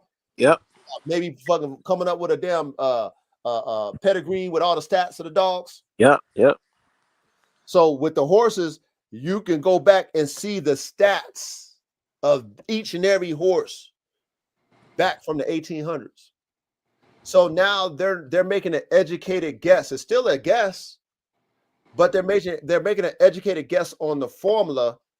So for us, we have to make our own educated guess, but we have to trust our own instincts, our own understanding of what's in the pedigree. We try to simplify it and say, okay, if I can know 3 generations back, mom, granddad, grandmom, great grandmom, great granddad, If I can understand those genetic attributes, I can put that on paper. I can, pretty much, hypothesize what I'm going to produce. Mm-hmm. That is a major component to building a performance working dog. You have to know that, because that outcross has to either complement each other genetically or add to. If I'm not complementing that, let's say I really want vigor, but I want to keep my shit the same, but I want vigor. I'm trying to complement my litter. I need the parents to complement each other. That means they need to be top tier the same. Mm-hmm. But outcross is going to give me vigor, which is going to give me the same but better. That's a hypothesis. It's a formula. But see, a lot of people don't think like this. They think, okay, let me inbreed. I want the same shit. Let me inbreed. Okay, Well, cool. A lot of them don't even know who their top producer female is. Like, you know what I'm saying? That's the main thing. Like, they don't even know who their best female is to give them the genetics to have that top performance working dog. You know what I mean? Like, every female in your yard is not going to be a great producer, and every female in your yard not going to be a good mom. Every female in your yard not going to throw you what you need them to throw. So you gotta know who you can go to behind the scenes. You gotta know, like, okay, man, I got Tigeress. I already know Tigeress, man. She a good mom. I already know she gonna give me exactly what I need. You already know. So that's one of your top females that you can rely on to. But a lot of people don't do that. That's why they gotta inbreed. That's why they, oh man, I'm gonna just inbreed this and then double up on the genetics, because Right. that's the main focus. You don't know what's in front of you on your yard and saying, like, okay, man, you know what? I know who I'm gonna take him to. I know who I'm gonna take her to, because I already know what she gonna do with this right here. You know what I'm saying? You're right. And the reason why they don't know Duro is because they don't be in the lab cooking with the bitch. If you don't cook with the bitch, first of all, we got to back up. If you don't know what your bitch is herself, first and foremost, if you don't know who she is herself, what she shows you, then you're already out the game. Then if you don't even know who her parents were, and see, this is where I don't know. See, I knew who her daddy was. We're talking about Tigers, right? Mm-hmm. By what he looked like. I didn't own him. I know the owner of him bought him from somebody. He spent 10 grand, bought him as an adult dog for his own reasons. I just saw the phenotype, fell in love. Okay, as far as Tigress's mother, I was told that her mother died during, giving birth to the puppies. She only had two. Tigress only one survived. The other one died because it was stuck in her and died. She died, whatever. That's none of my business. But I was told that she was a Schutzen type dog. They did all the Schutzen were sporting dog. That's what he said. That's all the information I have behind Tigress, right? So for me, I had to assess who she was to me as a dog, being that all the other stuff behind her was incomplete. Now, the only way I knew what she could do for me is I had to cook with her. And I only cooked with her with one dog, but that one dog was AR-15, which is a band dog, which of course his genetics is all over the place. But to see her consistently produce a certain type of dog, and I seen her in those dogs, I'm like, well, damn it, man. That's how we just kind of make our hypotheses simple. If she's showing me herself, and if I knew what was behind it, she was showing me that too. That then I can say, damn, that bitch is a fucking top tier producer. Absolutely, because you see her in the puppies. Correct. Yeah, that's how you know. But what I'm saying is, I see a lot of breeders or a lot of upcoming people. They don't know who their producer on the yard is. Like, it goes from this girl to this girl to this girl back to this girl. Like, it's not like you have a female and you're like, yo, man, or you have a stud and you're like, yo, I'm seeing him in these puppies. You know what I'm saying? And you want to see him or you want to see her in these puppies. That's a top producer. That's how you know you're getting exactly what you're breeding for. you're getting it in those puppies, and you're gonna see it at a young age. Once they start bouncing around and open up their eyes, you're gonna see it. Yeah. Them jokers gonna be growling if you looking for a hot, or them Jones gonna be already trying to swing if you looking for working. Like it's gonna show. You're gonna see it already. Yep, that's a fact. You know what I'm saying? But if you don't know this, what we're talking about, right? If you don't know how to assess your dogs that's in front of you, because see, a lot of people do it. We notice a lot of people put a lot of credit on pedigree, and being that they follow these pedigrees. I ain't going front. I'm one of them. Well, okay.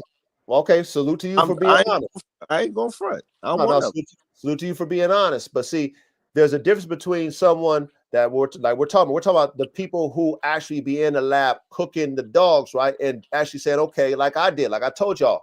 See, I always come from my reality, because that's real. I'm not fucking formulating, fabricating, or none of that shit. I'm being real.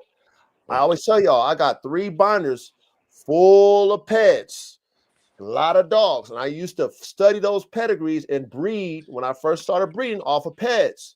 But when I wasn't getting what those pet formulas was telling me, and those breeders that I was buying top tier so-called dogs for 10 grand and shit like that for, and I wasn't producing it, then I started to realize that, you know what, the dogs that's in those pedigrees ain't what they are. Nope. Then when I started, not only that, then when I started following some of these OG bully guys and OG pit bull guys, and they started telling the truth about paper hanging, then it made sense. So if I was following pedigrees to think that that was the formula, but they was using other dogs to get ahead and putting them as so-called, you know, they doing it on purpose because they don't want us to have the formula. I get it. I didn't know that. I was naive, right? I'm thinking these pedigrees is going to be one there, a sales pitch for one, right? Oh, I got the fucking purple ribbon. Oh, I got this. Oh, I got that. Look, that this is 20 times that. Okay, great. But then when you cooking and you got a recipe, and when you cook your dog up and that shit ain't tasting like the fucking ancestors, then you like, hey, I got fucking bamboozled. I got duped. So the only way you realize this is through your own experience. And for me, I had to experience it myself. And then not only that, I had to understand that if I want these freaks that I be seeing these dogs have, or these people have, these dogmen have, right? See, I gotta be like, let's say, what's that man that produced Dax? Ed, what's his name? Ed, what's his name? The Dax what's his name, man? He produced Dax and shit, man. But anyway, there was a controversy about how Dax was produced. Well, Dax was a motherfucking outcross with two different breeds. He not gonna tell you that shit, but obviously, I mean, come on, you look at the dog. Come on, how's his dad Black Ace, but then he produced that little ass motherfucker? Now, if y'all know who Black Ace is, come on, man. Come on, man. Do your research. Okay. Black Aces was an XL, 100+ pound, and you produce fucking little ass Dax. Get the fuck out of here. That don't make no sense. But it makes sense to me when you know how to cook dogs up. Oh, yeah, I know how he did that shit. He did a whole different breed. He took a bulldog in that motherfucker. Now, Dax happens to be a great producer because not every dog is going to produce itself. Some dogs who are outcrosses produce themselves. Some dogs who are outcrosses don't. Some dogs who are inbred produce themselves. Some dogs that are inbred don't.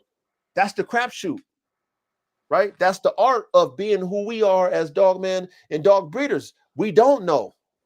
That's what makes us want to get in the lab and cook, because we want to know. We don't know, but we want to know. So here, let me try this. Here, let me try that. Oh shit, I got that. Cool. Well, let me cook with it and see if it produces itself. Oh, it doesn't produce itself. Well, fuck. Let me go back in the lab and try again. That's how it works. A lot of people don't understand this. They don't comprehend it. And if you have a program, then you will be like me, Duro.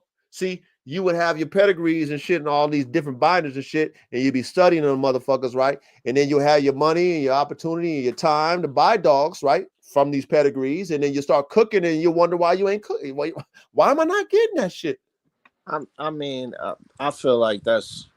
I mean, I ain't taking nothing away from what you went through, but I don't feel like that's every pedigree that's gonna do that though. Like, I don't feel like that's every dog that's gonna do that. That you just not gonna see. How many well, let me ask you this. Real Yeah. talk. This is real shit. I know you like to, you like real shit. Ah. How many people was on the level of Dave Wilson? That's one. How many people was on the level of let's go Juan Gotti back in the day, Richard Barajas? That's one. How many people was on the level of Bashar? That's another one. How many, like, how come they can produce it, but people who buy it, they produce a variant of it, but they not. It's like this. If I buy Bashar dogs, right, and I'm going to produce like Bashar got the recipe. He holding on to his recipe. He giving you the dogs, but he's not necessarily telling you his recipe. So you Right. producing variants of it, but you not Bashar. Same thing with Bossy, right? Mm-hmm.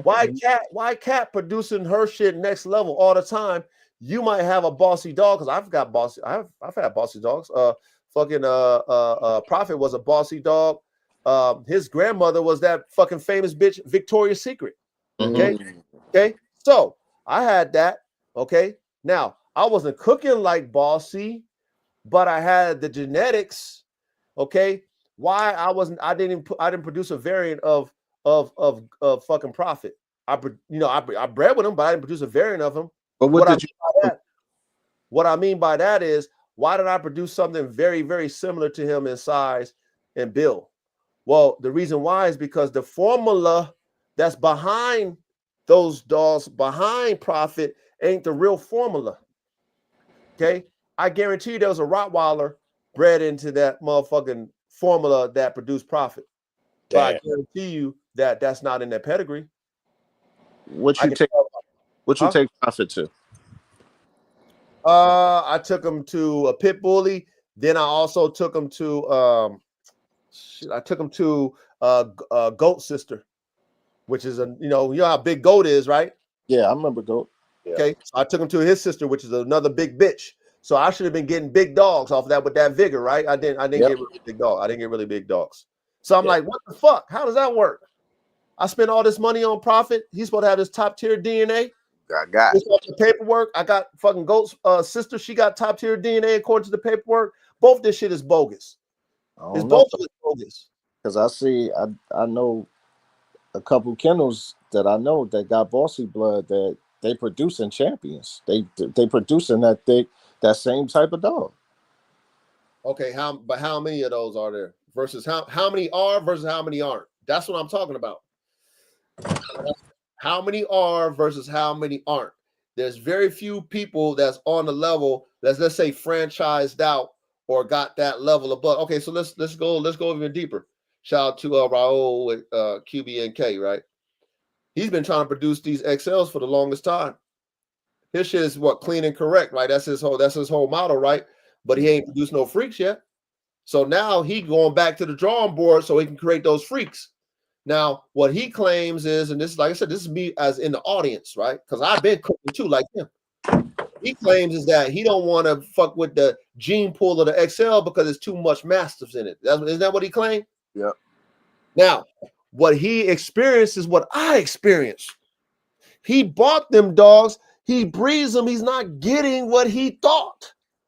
So now he got to go back to the drawing board and do something different to get what he thought. That's what I'm talking about. Same thing with me.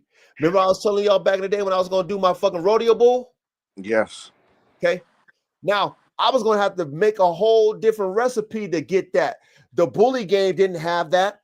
Brazilian bulls wasn't out there popping and cracking over here in the U.S. like how what's name got it cracking now, where I can I want to get one of the Brazilian bulls and take me a shortcut. That wasn't popping. So I had to go back to the drawing board and make my own. Same thing with what Raul is doing. Raul's making his own now. He's going to get pockets and throwing them in the XLs now. This is the reality of if you really doing this and you believe something that was told to you and you spend money on these type of things or this genetics, then you cook with them and you're not getting what you think based off the genetics, that's where you get bamboozled. That's where you get like, surprise, surprise. You get bamboozler. And so that's why I was telling y'all, see, when you're doing breedings like that, it's transformer more than meets the eye. You know what I mean? Like that ain't really that to me. I'm just telling y'all, just from my experience. I breed what's in front of me, the dog. Then I hope and pray that I know what's behind it. If I don't know what's behind it, it's a fucking coin flip. It's a crapshoot. That pedigree don't mean shit to me. It's a crap because I don't know if it's true or false. I don't know if those dogs behind it was producers. I don't know if I just might have a dog that was cool and looked good, but that don't mean it's gonna produce. Right. Yeah, I feel you. But I heard you before I got cut off. I heard you say that Raul was taking XLs to pockets. Yeah. But you know why they do that though? I mean, you know why you breed a XL to a pocket? Why? What he say?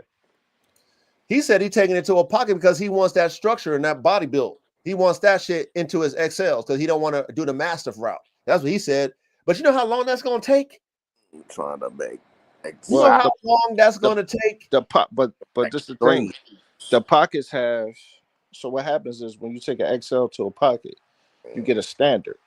Some of them may come out XL, but you get a standard, right? So you might get a standard, right? So what happens is that standard, he may look like an XL. He may be big and wide and muscular and have that great structure from that pocket because the pocket bullies have the most muscle. They have the most mass. So that's why you take an XL to a pocket. What you getting that, you double up on that muscle. That's why you're going to do that XL to that pocket breeding. So that's why you do that for that.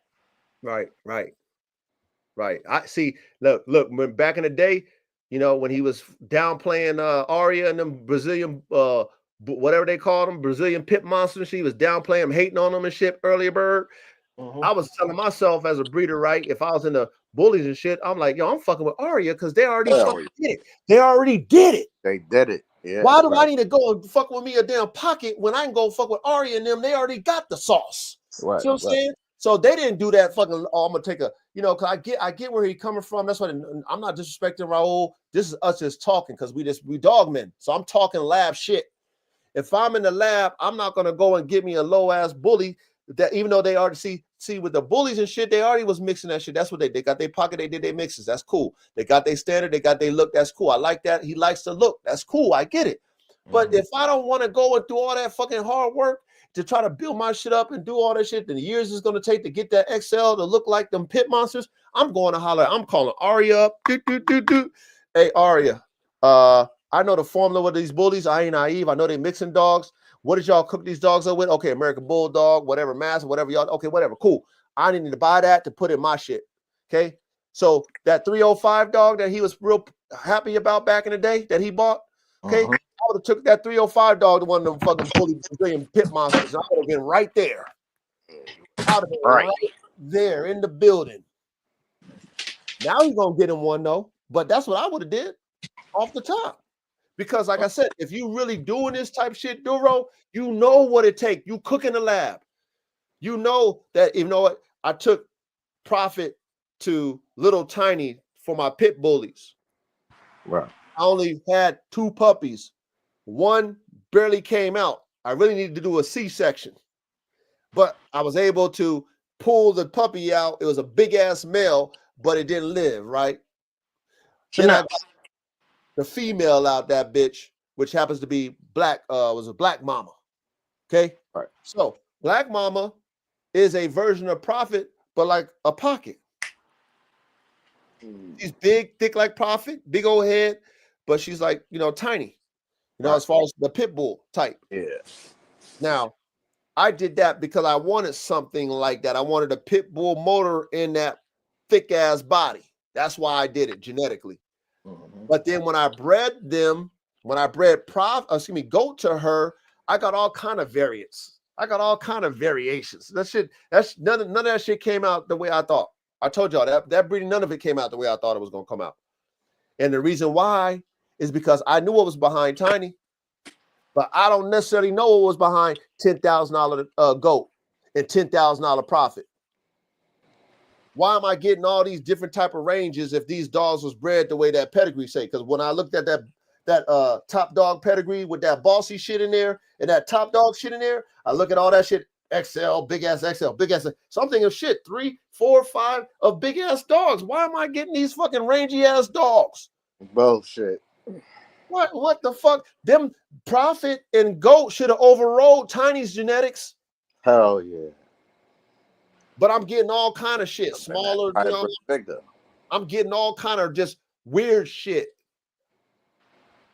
So that's what I'm saying. If you believing in the pedigree, you're gonna get disappointed because 9 times out of 10, think about it. If I want a color, I ain't got that color. If I want size, I ain't got that size. I'm gonna throw dogs in, especially if I know how to do it. Them niggas been knowing how to do that. You don't think Bossy know how to do that shit? She been involved in the dog game for a long time. She had partners in the dog game that been in the dog game longer than her.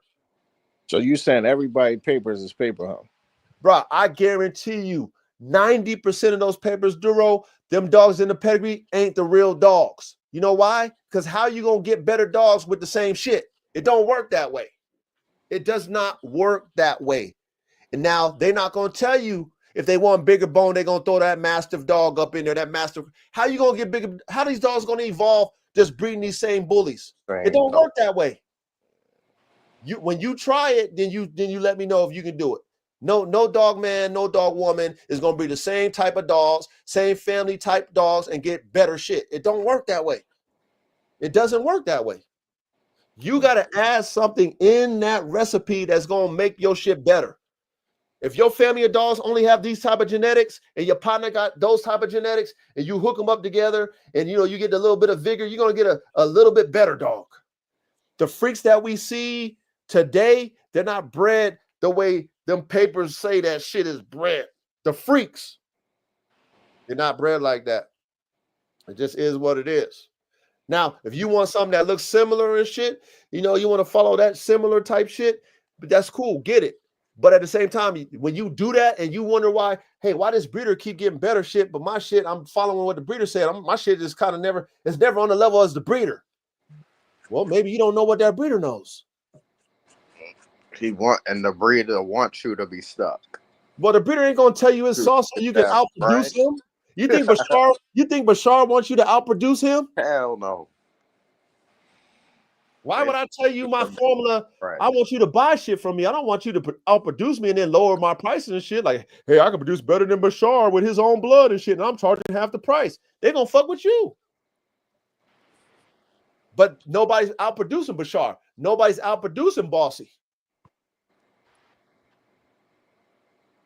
And think about it in the game pit bulls. We talk about this shit too with the game pit bulls. If I got winners, why am I going to tell you how that dog is bred so you can beat me with it? Facts. It's a business too when you have a successful program. We're not even into the successful part. But all I'm telling you guys is that this is me in the lab cooking with top tier shit. So-called. Okay. The dogs look amazing, but what's behind them is not what it seems. Okay.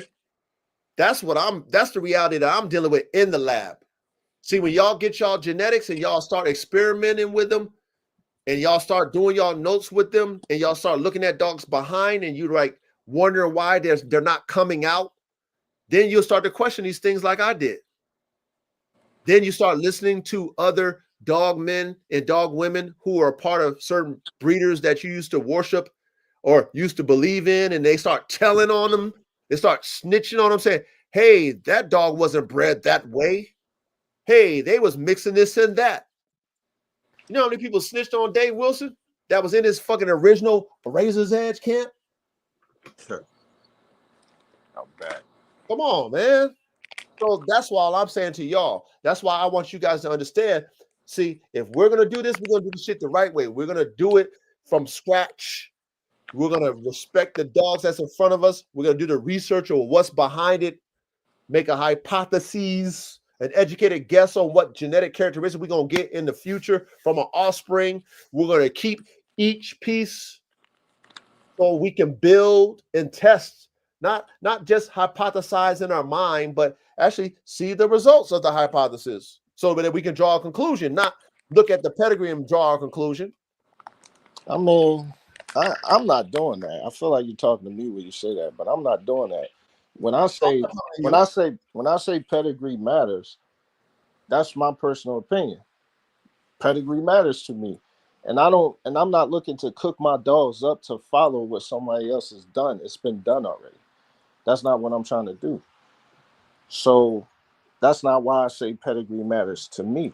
And I don't feel like my papers are hung at all because my dog looks just like his grandfather. He reproduced himself. His Fair Kennels got his grandfather. You go look at him. Go look at Bang. Look just like. Okay. So at the same time, I'm saying what I'm saying is when you look at it, and I'm not saying performance don't matter. I'm not saying that, but I'm talking about for me. At the same time, I'm saying when you have a dog that you looking at and you're saying, okay, that's what I'm trying to do. I'm not trying to follow what's on my paperwork. I'm not trying to do that. That's already done. I'm in the classroom to make a better dog.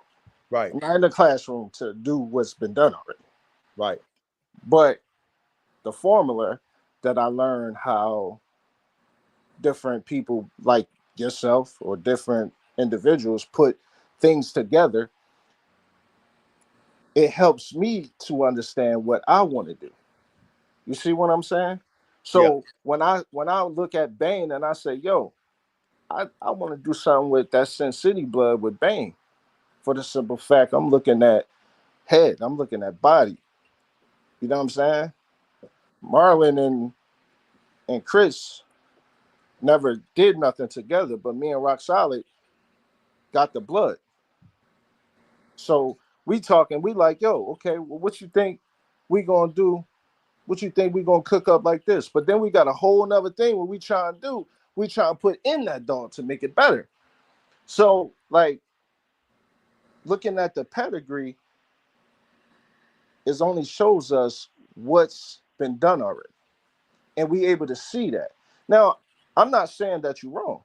I'm not saying that what you're saying is 100% wrong at all, because at the end of the day, I know people do foul shit behind the scenes and they're not going to tell you the foul shit that they done. I totally agree.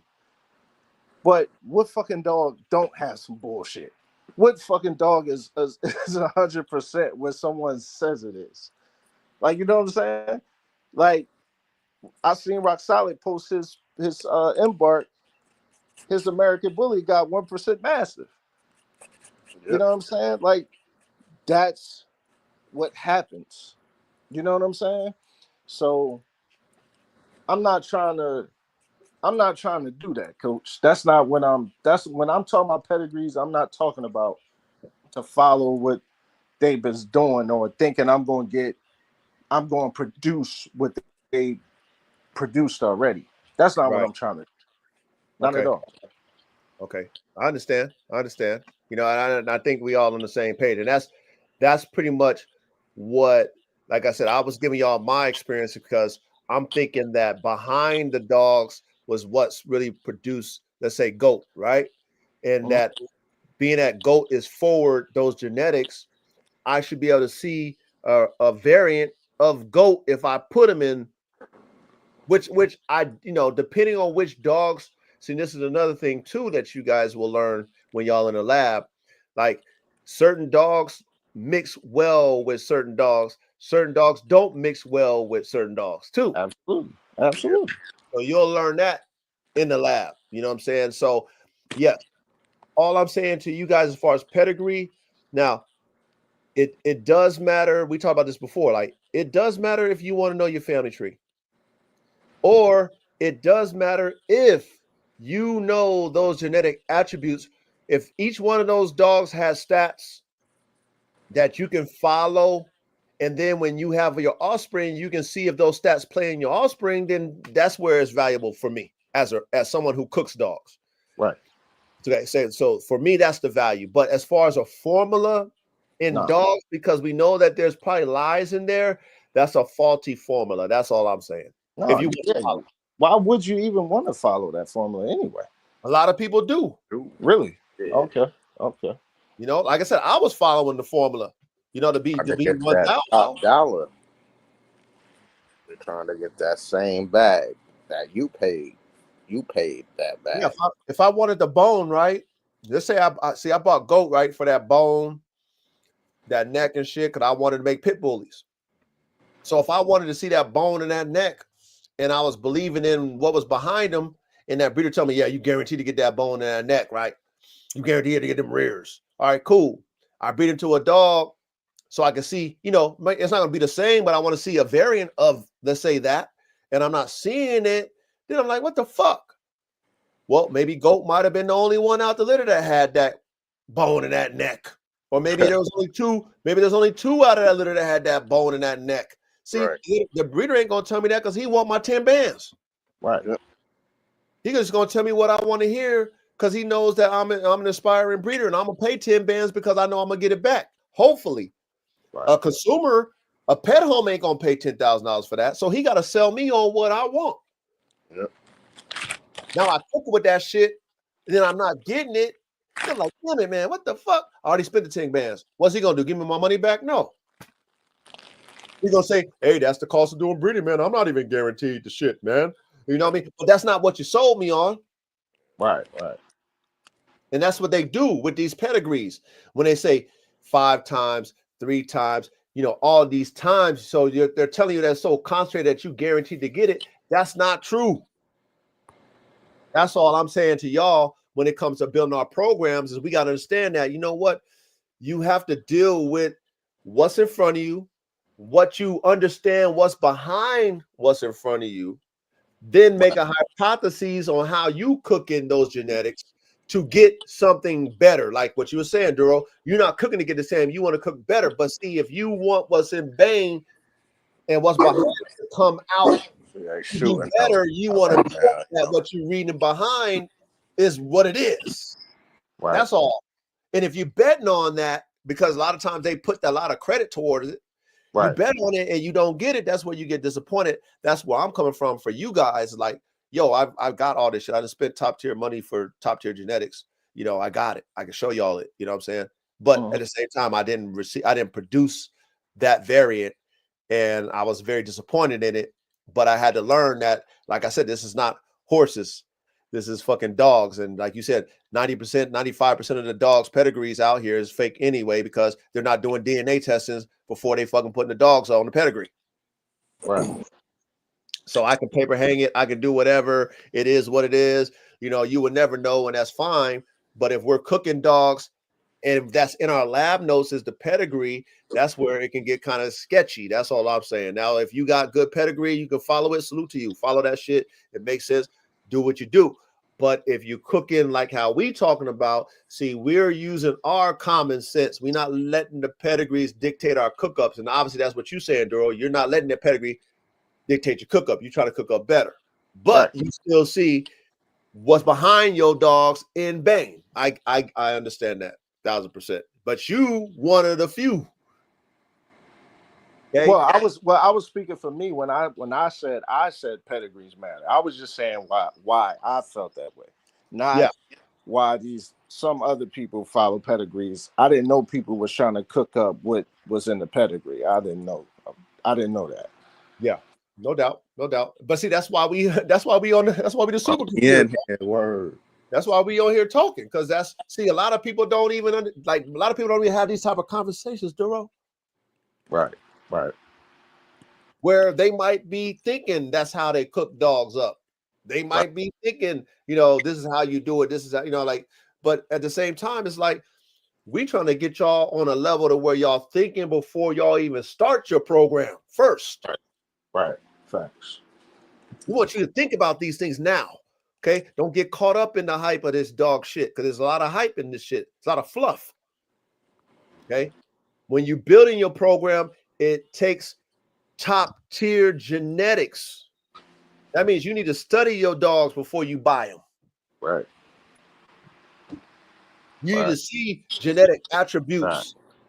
You need to see them in the dogs that you want to buy puppies off of.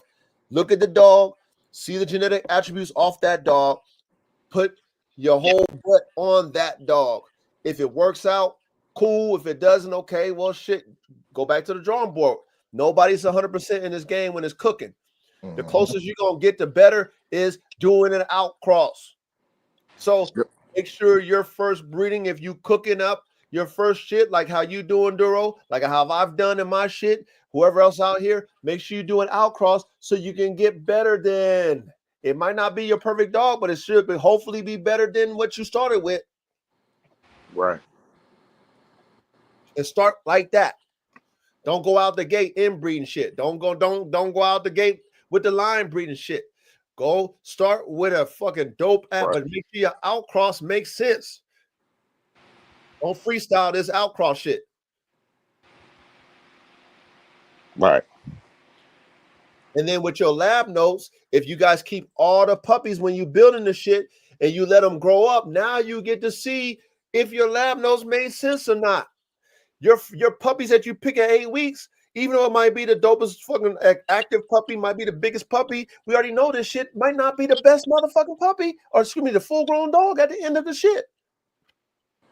Right. So like you said, Drew, you know, your partner got your dog, or some pet home got the best dog and shit. You're like, goddamn. Yep.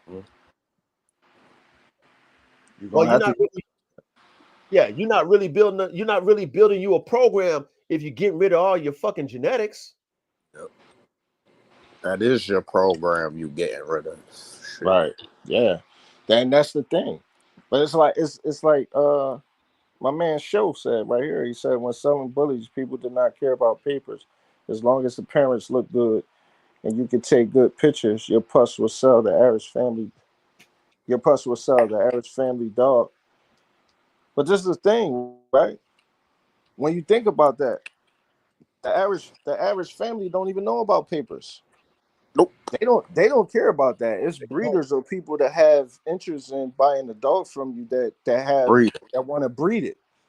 That's when the paper questions come up or care about, or people like, oh yeah, I want papers or whatever the case is. That's when that is coming from. But at the same time, it's like, man.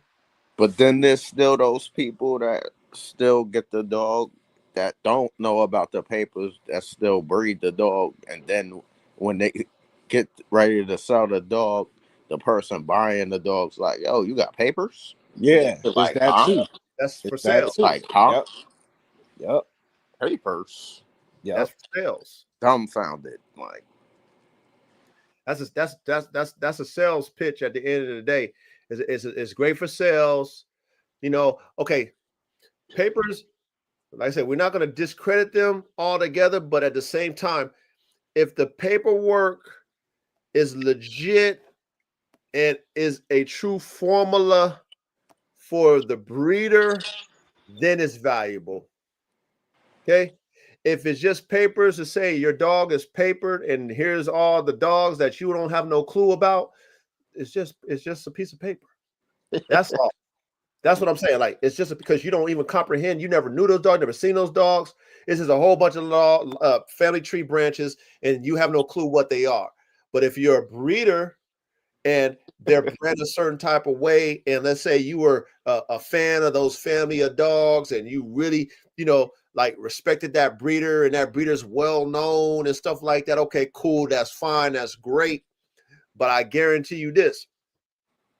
Those breeders who's buying dogs off of that bloodline is buying it because of the dog. That dog that they getting the semen off of is why they buying it. It's not what's behind it. Yeah. Right. Yeah, it's the dog. Yeah, for sure. For sure. Me and Reddy. Same thing with the horses. The funny thing is, me and Reddy seen, I don't know if you remember, we seen a pedigree on Instagram. And we was like, yo, who the hell is these dogs? You remember that? Which one? Because I think there was a couple different ones we looked at. It was the I don't want to say the kennel. I feel you, but it was some people. They had pit bulls. Okay. And we was like, what the hell? But then Abla sent me something earlier. we was looking at. He sent me something. He was like, how do I find out what this dog is? And I was like, yo, ain't that a pit? So he was like, here go the pedigree right here. And I was like, what the hell? I was like, I never, ever, I never, ever seen this dog. Yeah, like I never seen that before. So, you know what I'm saying? Like, that's a fact. Functional Focus said in the top kennels all push pedigree more than the actual dog. Seems why? Because breeders are the top customers, the ones willing to spend the bread for the blood. That's a fact, though. Yeah. That's Hell what I was saying, though. Because of the simple fact, like they looking to breed, so that's why they want it. That's why they want the papers. That's when the papers matter the most. When they looking to breed the dog. A family member buy a paper dog, and you say, "Hey, you guys send this paperwork out to the ABCK or the UKC or whatever registry you have." They're not gonna send it 9 times out of 10 because they don't even know what the hell that means. But a breeder, oh, they gonna send that paperwork. They gonna send that paperwork, man. Nah, For that's a sure. fact. Yeah, it's like it's a sales pitch. Yep. You know what I mean? It's like, here's the paperwork on the dogs, you know. But see, look, we're gonna have to do a show called I think we already did this before, but the What? paperwork is not the fucking formula to make the dog, though. See, that's where a lot of people get this paperwork thing fucked up. They think the paperwork is the formula, and the only way it's the formula is if you got the genetics by it. It's like, for example, I got a formula that I have for my bull herder. I can tell y'all that right now. Matter of fact, I'll tell you it. Okay. So You want to tell us the formula? Yeah, but we don't got his genetics. There you go. Look, I love that. Ready. See, Ready been paying attention to class. I know you have too, Duro. But listen, bro, hold on. I'm gonna tell you I'm gonna tell you the formula. Yes, I'm gonna tell the world the formula, right? So this is my formula, and this is the key to making any breed of whatever you cook in top tier. Like I said, I've been studying the race, so I've been knee deep in that racehorse shit because they making the most money and they producing performance type animals. You know what I'm saying? So I'm knee deep in that shit, and their shit is formula based. It's formula based. So I'm like, okay, but damn, I gotta make a formula for my shit. So I made a formula, right, to where based off this formula, right, you can get a dog off of this formula, but you will only produce a variant of the formula if you bred the way I talk about in the formula. But you will never have the root of it because it's my formula. So, for example, well, my bull herder, I'm gonna start with AK, right? I got AK with Coco. What I was gonna do to produce that vigor off the top was gonna do AK to Coco. So that's gonna guarantee me V8s to V12s in performance. Guarantee me V8s, V12 performance dogs. Period. Now, out of that, it's gonna guarantee me variance. Now you know how important variance is when it comes to these dogs. Yes. Now, in the direction that I'm going with my dogs, because I wanted to go to government officials, government agencies, okay, whether it be the police or the military, some might want 50-pound dogs, some might want 80-pound dogs. So, you know, they want the variance because they're going to use them for different things. They don't all want them to be the same shit. They want them to perform at a level, but then, you know, the military might want a 45-pound AK-47 bull herder so they can have that bitch in the airplanes and helicopters and shit, and have that shit in a backpack with a soldier or something like that, or go in a small place. Or somebody might want a MP type dog where it's bigger. You know what I'm saying? But check this out. My formula was going to be take AK to the F1 Coco, boom. All the puppies, keep them, okay, or put them in places where they're kept, and then pair as they develop, pair them accordingly, and then inbreed the brothers and sisters. Those will be produced, right? And then those productions, inbreed those, and then start all over again in that way. And then all the semen from each male from those generations, I keep the semen there, keep the semen there. Boom, put those in that fucking, you know, those concentrated genetics, put those motherfuckers over there on ice, and then take AK to another fucking bitch. Do the same thing. Do that, inbreed those, tighten it up, take those males, boom. So now I got all these different formulas, and see, with all those different formulas, those different bitches, AK being the prominent, different bitches on each one, then I line breed those. Boom. Boom. But see, that's a formula. Now, do I know if it's going to work? I don't know if it's going to work. However, that's a formula that I feel based off of what I'm learning about, you know, racehorses, shit like that. Okay. Based off of what I understand with dogs, right? I don't need to have a V12 dog in my program all the time because most people can't handle a V12. Only ones going to want a V12 out of my program is probably going to be the military. Yep. And it's going to be special forces that's going to want that V12. It's not going to be some regular type shit.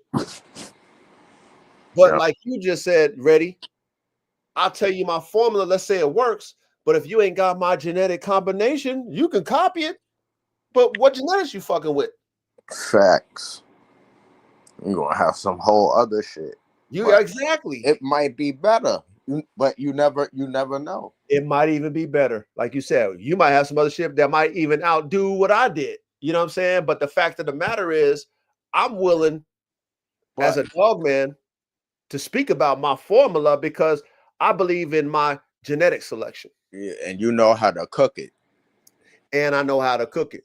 You know what I'm saying? I'm not just freestyling this shit. This shit is like this shit I'm talking about has been in my lab notes. Because I'm thinking about how and why am I going to cook up this way? You know what I'm saying? Right. So if I take two different breeds of dogs, okay. Now Coco is a line bred. I think she's an outcross, but I think they're outcross from like two tightly bred lines or whatever of fucking Malinois. Okay. AK is an outcross, right? So we already know that those genetics is, man, they're very vast genetics. So that's right for hybrid vigor. I smashed those genetics together. I'm getting a total freakish explosion of genetics. Nothing is tight in that shit, right? So I can inbreed brother and sister and not have no problems. I can tighten up and still get a variant. Yep. Because the genes are so different. All those puppies should be different in that way. All of them is going to be different. We know that. There's going to be so many genetic variants in those litters. They're all going to be different, even though they come from the same shit. So I bring those puppies together. I'm still going to get a variant, even though I'm tightening it up. But I'm so wide in my genetic pool that even when I breed those brothers and sisters together, it's still going to be wide. Yep. And get more new shit. And I'll get more new shit. Exactly, because there's two different variants of brothers and sisters pulling from all kind of different genetics. So I'm going to get different from them, even though they're inbred. Then I go and take their offspring and do the shit again. I tighten this shit up. We know how I do them with things in threes. Y'all know how I do it in threes. So AK the outcross explosion, offsprings together, then those offspring together, boom, close it out. Keep those semen from those offspring, those two offspring, put that in my motherfucking genetic pool. And I'll do that same shit again with another bitch, another female. And I'll do the same thing. But the key to my formula is AK. Yeah. So you might get a puppy from there and you might have a successful program with that puppy. Right? But let's say you only producing V8s and shit. Straight up. Which is fine, right? No, for real, which is fine for your program. That's all you need. That's all you really need. Yeah. V8 is good. That's a lot. Yeah. But hey man, hey coach, I need that motherfucking V10 and V12. Well, guess what? You gotta come over here to the sauce. So it's a formula. It's not proven, you guys, but this is what I'm talking about when we're talking about starting, building, and then of course the next thing is maintaining. Okay, and maintaining is another level. Let's see, one man. He said, "Why not make a pedigree to show the work? They don't have the dogs you have. It's a historic document." Okay, so that's what we were saying too. Joe, we were saying that, yes, you can do that if you want to show the dogs that's on there and all that stuff. I mean, that's more for show and tell. You know what I mean? Like, look at all the dogs' names on this pedigree. But what we're talking about is formulas, taking pedigrees, thinking that you can follow a pedigree. Think about you can figure out the formula based off those names of those dogs and then produce something similar or better than based off of what is those names and those pedigrees. But like what we were saying is like with horses, they know the stats of every damn horse in that motherfucker. It's not just a name. So based off of those stats, based off of those bloodlines, they can produce a formula to make them a horse like that. Versus us looking at names and shit, there's no formula with them names. You see what I'm saying? It's just names and shit. And we just taking guesses. So historically, if you want to have the names in the family tree, That's cool. You can do that, and that's why most people do it for the most part. But we talking about taking a pedigree and then building a program off the shit. Or like what we're talking about, like with the game dolls, it's 20 times fucking Bolio, Tombstone, whatever. And you like, well, shit, that's how I gotta have my dogs. 100 times, whatever your stud is. And that's like they still chasing that devil and shit from back in the day. Like, yeah, I still got this dog. Correct. And it's not even that dog, because that dog needs to be up front. Remember we talked about that too. It's like, if you don't collect y'all straws, and that's another thing I want to tell you guys with y'all's program, man. Okay. Facts. Yes, you got your females, right? Yes, you got great females, right? But we talked about this. Unless you're gonna collect her eggs and then have you a fucking surrogate fucking female mom, and you got the money to put those surrogate fucking egg, or put the eggs in that surrogate fucking female mom, you got the money and you could keep reducing your females fucking offspring that way. Cool, but a lot of people ain't doing that. We talked about that before. Like shit, it's costly. That's why they're not doing it. Now, for us who really cook with dogs, the genetics is in the male semen. So if I got a fucking top tier male, performance male, and a producing male, and I don't have his semen on ice, at least fucking 20 plus straws on ice, there's no way I can talk about this dog is 20 times that, this time, this time, that. That shit is diluted way in the back, man. Unless you bring that male to the front. Yep. Right. You got to bring that male to the front again. Okay, for you to see it back in life, especially if it's a producer.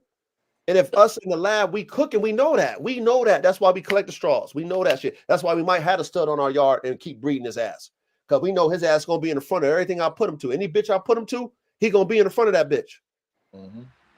But see, that's not how the allure of the dog game is, because a lot of the old timers didn't have the technology. A lot of the old timers probably wasn't thinking like what we're thinking about now. Right. Now we can think like that. So you will be wise to collect your semen just for the DNA purposes alone. Collect it.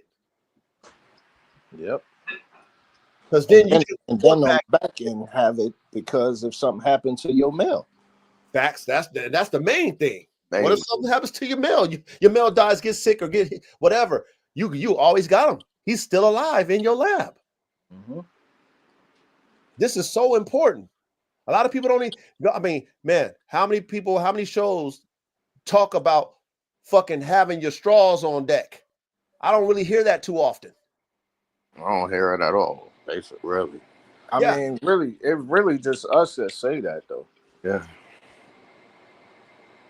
I mean, it might be a couple other kennels that I do see, honestly, like Ready Red and so on that they got straws on blood or whatever. But yeah, Tom Gardner.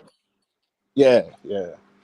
But they really doing it though, you know what I'm saying? Yeah. Everybody really doing it. Yeah. That's a fact. This is important. You know what I'm saying? Like, this is very important. And if it wasn't for the fact that I learned this the hard way after losing dogs and not having straws, like losing dogs and not having straws, like I learned the hard way. So then from that point on, I made sure I got straws on the dogs that mattered in my program. Mm-hmm. Right. So that if something was to happen, that's why I was able to get Red Tiger back. Right. I didn't get his brother, but I got him.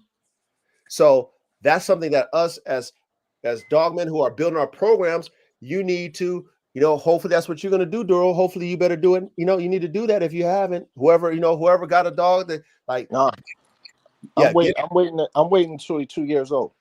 Okay, he's not even 2. Okay, that's fine. No, he's not even 2. He's still a puppy. Yeah.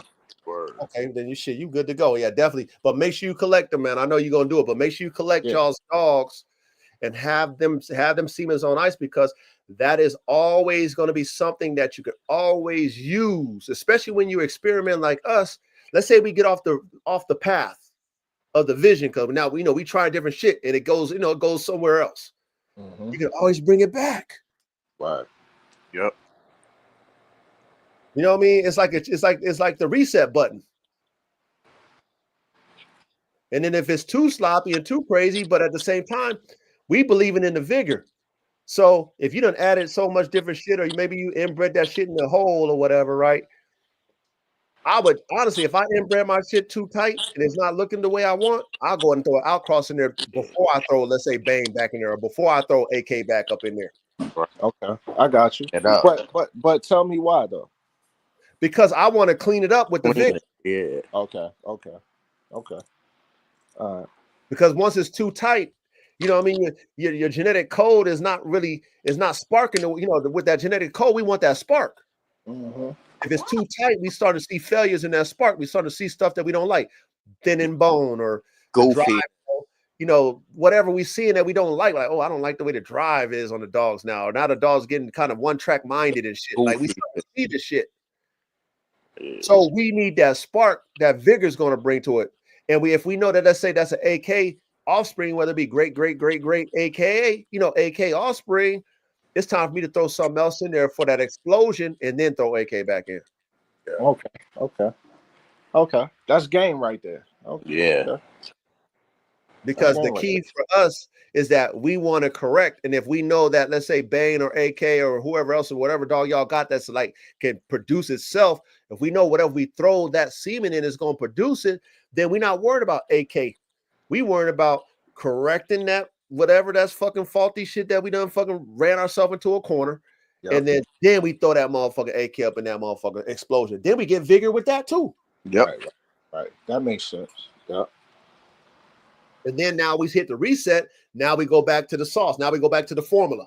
Okay, now we can do the formula, tighten it up, whatever. Okay, cool. And then if you can, and this is what I'm going to hope to get to a point where AK or whoever my dogs are, let's say AK, Black Hawk, whoever they are, right? Different bitches, different breeds, depending on what or how I'm going to cook. You know, let's say my herders or whatever, right? You know, I might take Coco, and then I might get even a German Shepherd maybe in the future. Maybe I might give me a fucking Dutch Shepherd. Maybe I might give me another bull herder. But they all gonna be bitches with genetic variances that I don't already have in my line. Right. If that makes sense. Yep. I don't want the same shit. Coco brings something to the table. If I'm gonna go with another Mal, I need a Mal that got something different than Coco. Yeah. All right. Then I'll take AK because AK is going to be the constant for that vigor. Right. AK to another bitch. She might be a Malinois, but she got different features. Maybe Coco had the drive. Maybe this bitch got the intensity. Yo, what if you threw like a Red Tiger Jr. in that motherfucker though? I'm gonna do that shit too. Hey, what I'm gonna do, Duro, I'm already gonna do. I'm gonna take my boy. If Tiger Shark turn out the way, Tiger Shark. If Tiger Shark turn out the way, I think he's Who the hell is Tiger Shark? I haven't introduced the world to him yet. Okay. If Tiger Shark turn out to be the way he's showing me now as a young, you know, I think they just turned 5 months old on the 25th. If he's turning out the way I think he is, a V12, then I'm definitely gonna make a bull herder out of him. I already told myself that shit off the top. Oh, that's one of Red Tiger pups. Yeah, one of Red Tiger's pups. Yeah. Okay. Yeah. I'm actually, you know what I told last week, I told the chat that I'm probably gonna let Red Tiger Jr. go to, you know, somebody who can use him and stuff, because I mean I gotta make, you know, drastic moves, and I was gonna let my mans get Chopper the Man Stopper, but then I was thinking about like I can't let Chopper the Man Stopper go to my partner, even though my partner gonna do well with him. I know what he's gonna do with him. That's why I was gonna let him get him. I was like, I can't let Chopper the Man Stopper go, because Chopper the Man Stopper got the DNA. He got the DNA. Yeah. That's the program. That's the program. I can't let, you know, like that's the DNA. Like that's the Man Stopper version of AK. Of course, I gotta add him for the bull herder program. That's a must. So that means I gotta let, you know, being I got multiple Red Tigers sons, you know, expandable. Yeah, I'm like, well, shit, I'd rather have young Tiger Shark than Red Tiger Jr. Yeah, I got you. Because of where my program is going now versus where I was thinking about it was going before I had to make my moves and adjustments. It's like if I'm weighing my program toward my bull herder shit, you know what I'm saying? Then, you know, if I'm thinking about you know, Tiger Shark versus Red Tiger Jr. Red Tiger Jr. is going to be more on the bulldog side, and then Tiger Shark is going to be more like an AK type dog, even though he got a bulldog type of phenotype, but he's like AK in them niggas.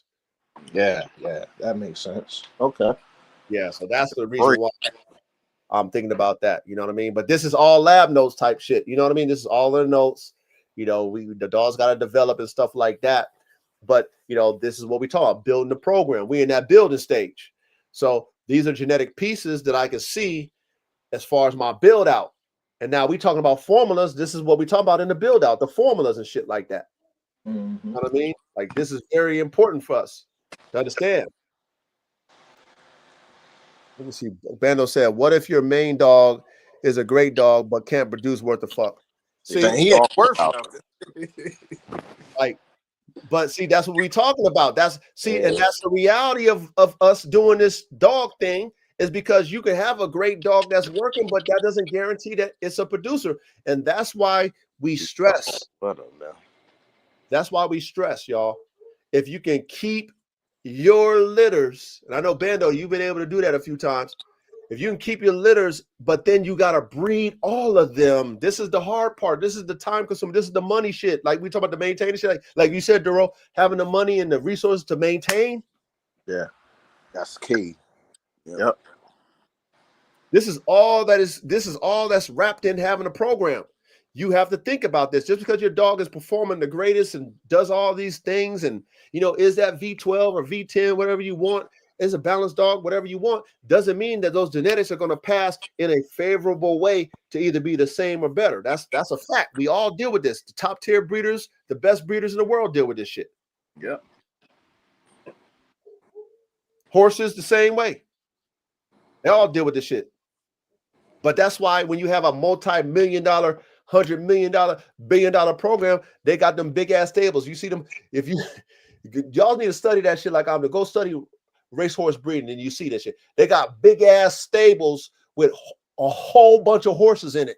Why do you think they got that? You don't think they testing you don't think they testing their whole investment out? Yeah, hell yeah. When you spend millions, you ain't testing all if you ain't testing all your genetics out and you spend millions, you a damn fool. But you know they're not a fool because they spend $1 million. So they testing everything. Everything get bred and everything get put on the track. And then once they get put on the track and they're successful, they get bred again. And even the ones that aren't successful, they breed them motherfuckers too. Yeah, it's a system. They got a system. Because they know we're all experimenting, man. We're not God. You know, like we can think we the best breeders, and that's fine. You might have a track record of being able to produce good animals. That's fine. But as a humble breeder, there's more failures than there is success. And all of them is going to say the same shit. Ain't nobody gonna be like, man, I bet 1,000 every time I cook is a home run. Top tier breeder says that shit. That tell you in a heartbeat, man, I thought this was going to be the best one, man. But you know what? You know, this little filly over here, she produced me the fucking, Triple Crown winner. This little bitch over here, I didn't even think she would do it. They'll tell you that because that's how it is. You humble with this shit because you know what? This is the art. This is what we do. We respect it. And if coach, go ahead. Put that new Bando comment up there. What do you say? So facts. So would you rather have a soft dog but is a great producer, but your hot male produces so dogs? What would you pick? I pick all of the above, man. I don't, bro. When I'm building a program and I have the ability and the methods and the means to do it, I'm keeping all my shit. You're gonna do both. I'll keep all my shit because see, your performance or your performance dog that goes to work is going to work. That's his job. It's going to work. But if you got that one that's lackluster, but it's producing performance dogs like him or her or better, then you know your position, your job is to stay here and keep, give me that semen or be a female and give me puppies. Facts. Yeah. That's your position. I ain't mad at you because you ain't got, and like I told y'all too, we don't put the spirits in these animals. That's why you can have a small dog that is like a fucking giant. Yep. This is real. The heart. Yeah, it's the heart. Heart. Yeah. Heart, that will. Yeah. That will. We don't. That's something that God put in these animals, and so you will never know that until that dog is tested and put in a situation. You would never know that. So without testing that dog, you won't know. But if you're in a working environment and you let all your dogs get out there and get developed, every dog needs to be developed too. A lot of people don't develop their animals. They assume that they're supposed to be plug and play, and that's not how it is. Same thing with athletes. You see the greatest athletes, they've had great training all since they was little tykes, all the way up to the pros. Yep. They just not great just because. Same thing with your dogs. Your dogs can have all the talent genetically, but if you ain't putting them in the right situations and nurturing them motherfuckers, they ain't going to be great. Wow. Like, that's real. So again, building, okay? We just broke down the build, okay?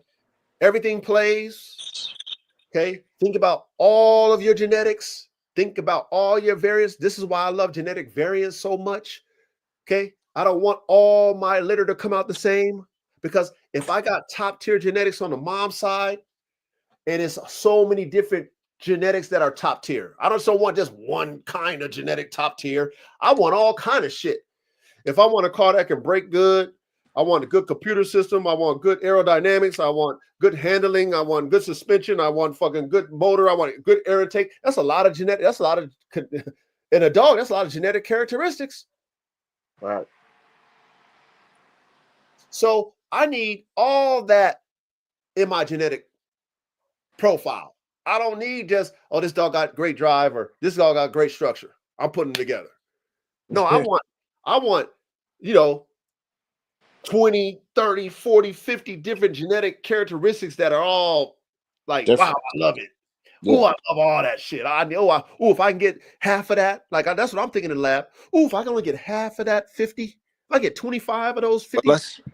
Let's double back to the lab notes though, right? Okay. You double back to the lab notes and you're saying what you're saying. You think to yourself, you go, hey, okay, well now I got different flavors of these dogs, right? You also set yourself up to have a different market for those dogs as well, because your hot dog's gonna go to this market. This type of dog gonna go to that type, that type of family or that type of household or whatever the case is. Different tiers. Now you got different tiers of dogs and different levels. So now you thinking to yourself like that's why you keep most of your litter, because you don't know what they're gonna become. What if you I could never see you do this, coach, but what if you produce a dog that that's a good therapy dog, man? You know what I'm saying? Yeah, but still possesses those high performance qualities. That's what I'm saying. I mean, I don't see myself producing V6s. You know what I'm saying? That's why I said. Or 4 cylinders, and there's a lot of fast 4 cylinders out there. There's a lot of fast V6s out there. But it's still on and off switch with the V12s. No, see, that's the goal. I mean, that's a very hard thing to do, and that's what I'm seeing with this puppy, for example. I'm seeing that, the on-off switch is what I'm going to have to develop. I'm going to have to develop that in that puppy. Okay. Right. So that's something that is what they would call a hardened dog. And the most seasoned dog men want them dogs because they're challenges, and because if you can put an on-off switch on that type of dog, then that's a lethal weapon, of course, right? Yep. It's like having the gun that's got all the different bells and whistles on the shit. You want all the bells and whistles on the shit, but at the end of the day, do you really need it? Okay, yeah. So for me, I don't see myself producing V6s and 4 cylinders based off of the formula. But at the same time, if there was a market for those type of dogs, which I'm sure there are, then that does play. But I gave myself a range with my formula is V8s to V12s.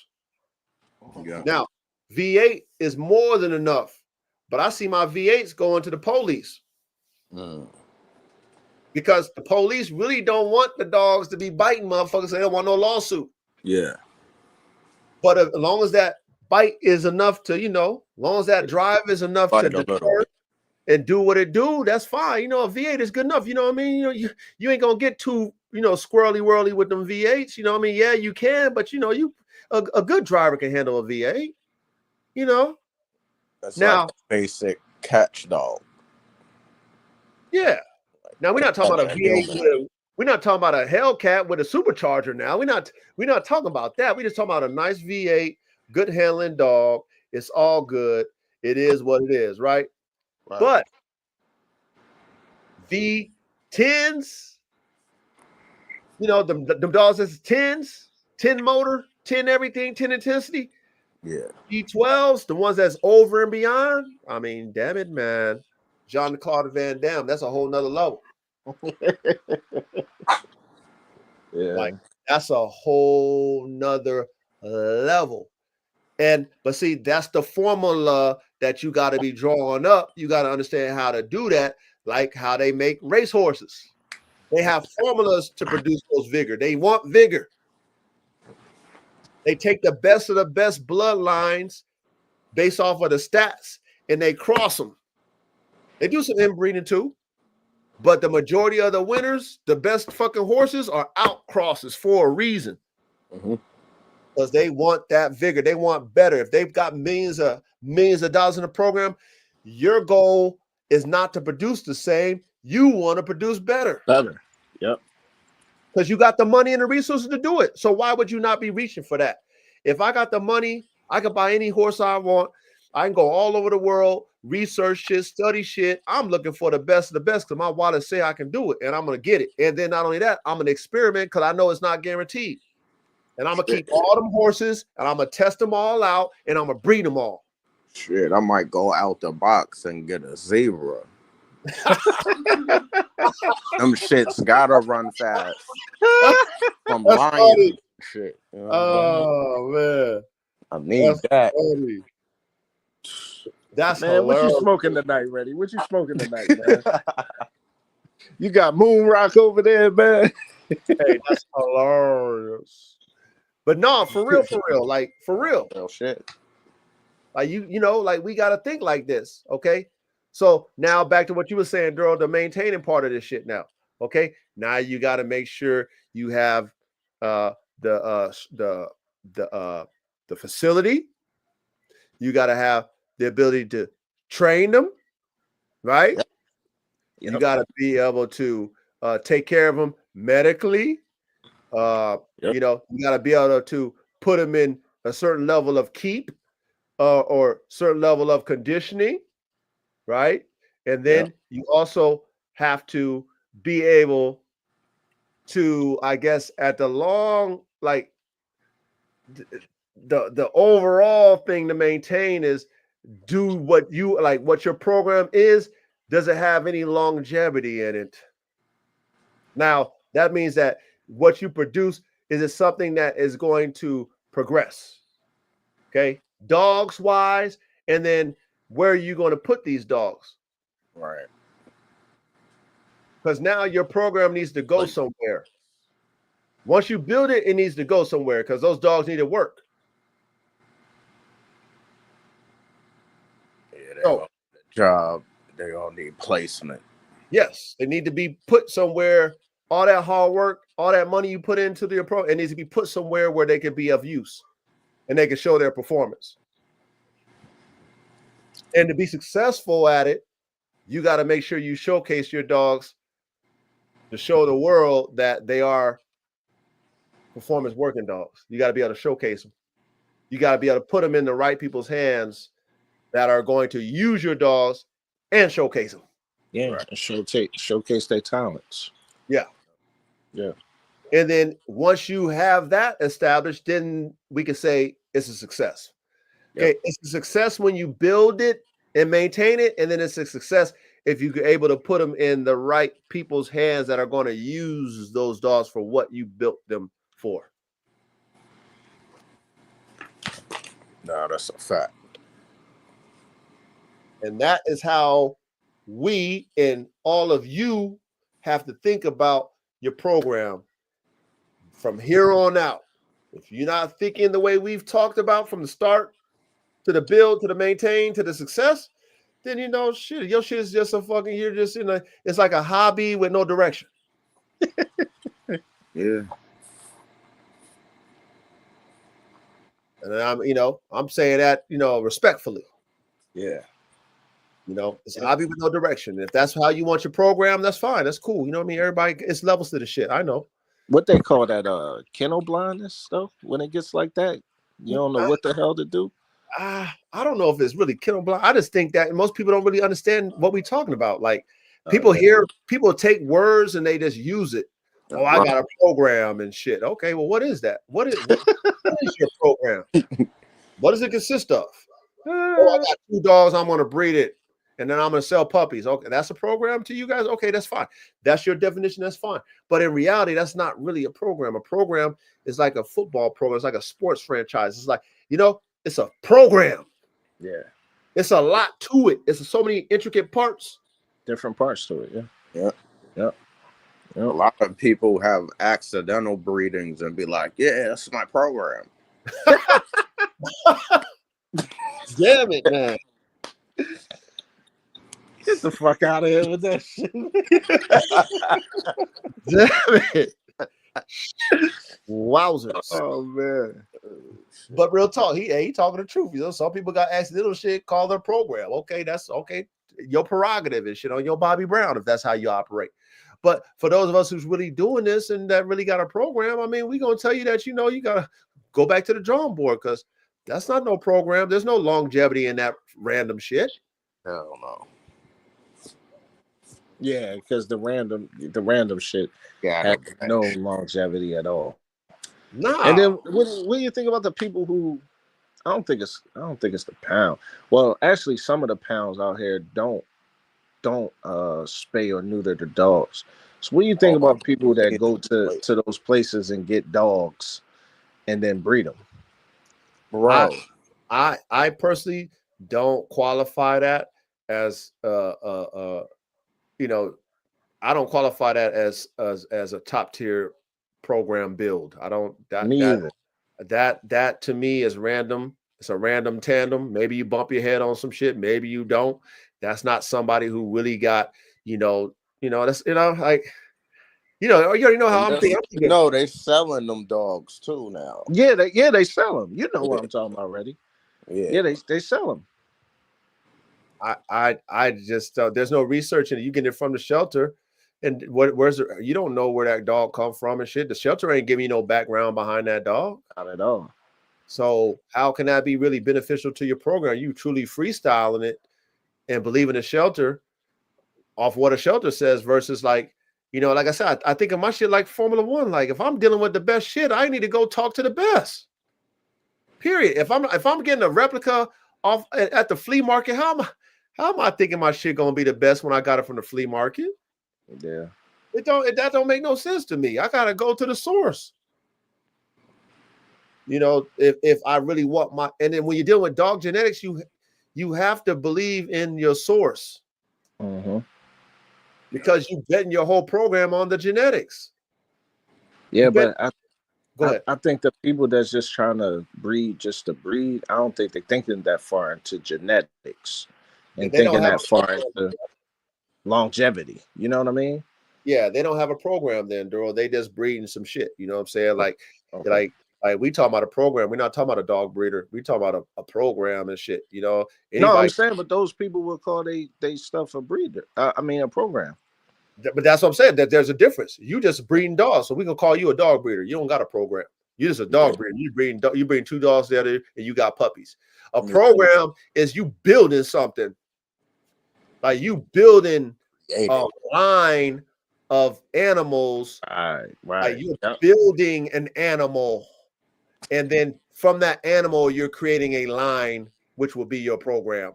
You're like you gotta build this shit for you to have a program. And program is like I can't plug and play. Like, watch this, Duro.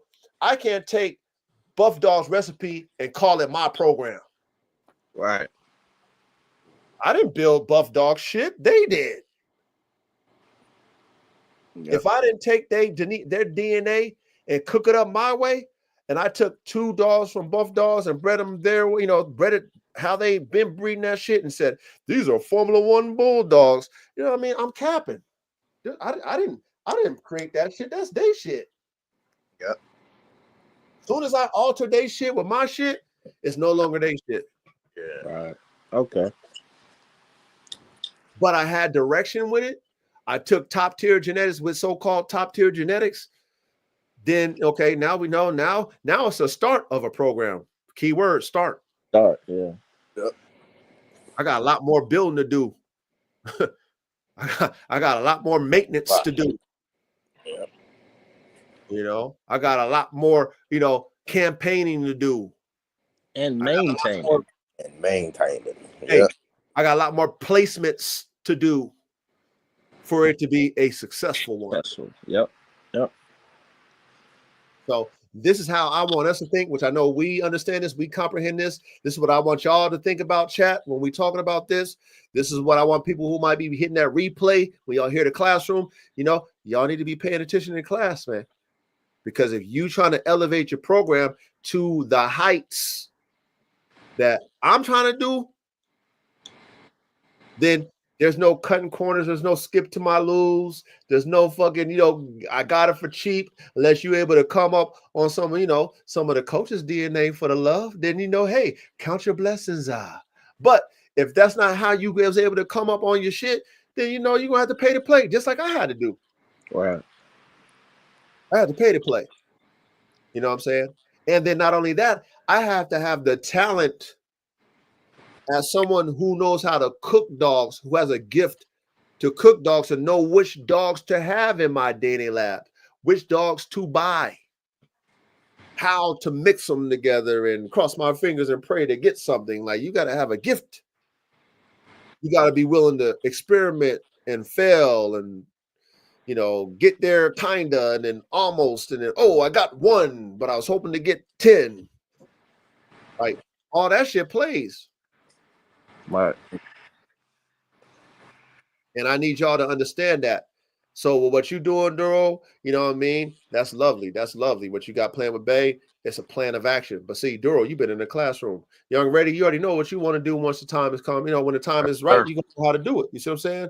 Yep. Dog and Don, I'm sure once you decide to cook up your shit, you get in your position. You've been in the classroom. You already know what it is. Functional focus kennels. You're already cooking. You've been in the classroom. You experiment. You going through your process. Bando, you've been cooking. All y'all that's doing this type of stuff, you know what I'm saying? I know y'all got an understanding because y'all out there cooking. But see, now we doing it. We're taking what they call an educated guess. Uh-huh. Right? Salute to Abla too. Abla doing this thing. Abla bang bang. A lot of us in this classroom, we're taking an educated guess by doing our lab notes first. We're getting our DNA pieces. We having our vision boards. We're writing all these things out. But not only that, we're going to make sure our situation is right to be able to do our dog program. We're going to make sure our home front is right. All our legalities is correct. We're going to make sure all these things are in place before we start to really cook the way we need to cook. Make sure our money's right. Keyword, just like you said, dog. That's the first thing. Make sure your money's right. Yeah. First thing. Okay. And then all the other stuff that we talked about, make sure that's intact. And then you go out there with a plan of action. Okay. You use your dog man imagination. Think outside the box to create the circle. Okay. Don't let nobody tell you can't cook like this. You can't, don't cook like that. Oh, you're going to, don't get into that. Cook how you want to cook. Okay. The creative dog man is ones that's going to create the best dogs. The creative ones. Okay. That's who's going to make the best dogs, not the ones who copycat and shit. Okay. Be creative. Trust your creation. But when you buy your creations, buy the best. Don't fucking shortcut DNA. That's why we talked about y'all. Make sure you have 10 to 20 grand to spend. Say your bread up. If you got to buy one dog at a time, let's say you only got 5 bands, that dog costs you 5 bands. Buy the best $5,000 dog that you can buy. Facts. Yep. Maybe it's not going. Maybe it's going to be 2 years before you get your female, or whatever. Maybe it might be 2 years before you get your male. You got your female first. Okay, cool. You got another 5 grand in 2 years. Buy your best $5,000 male or female once that come around.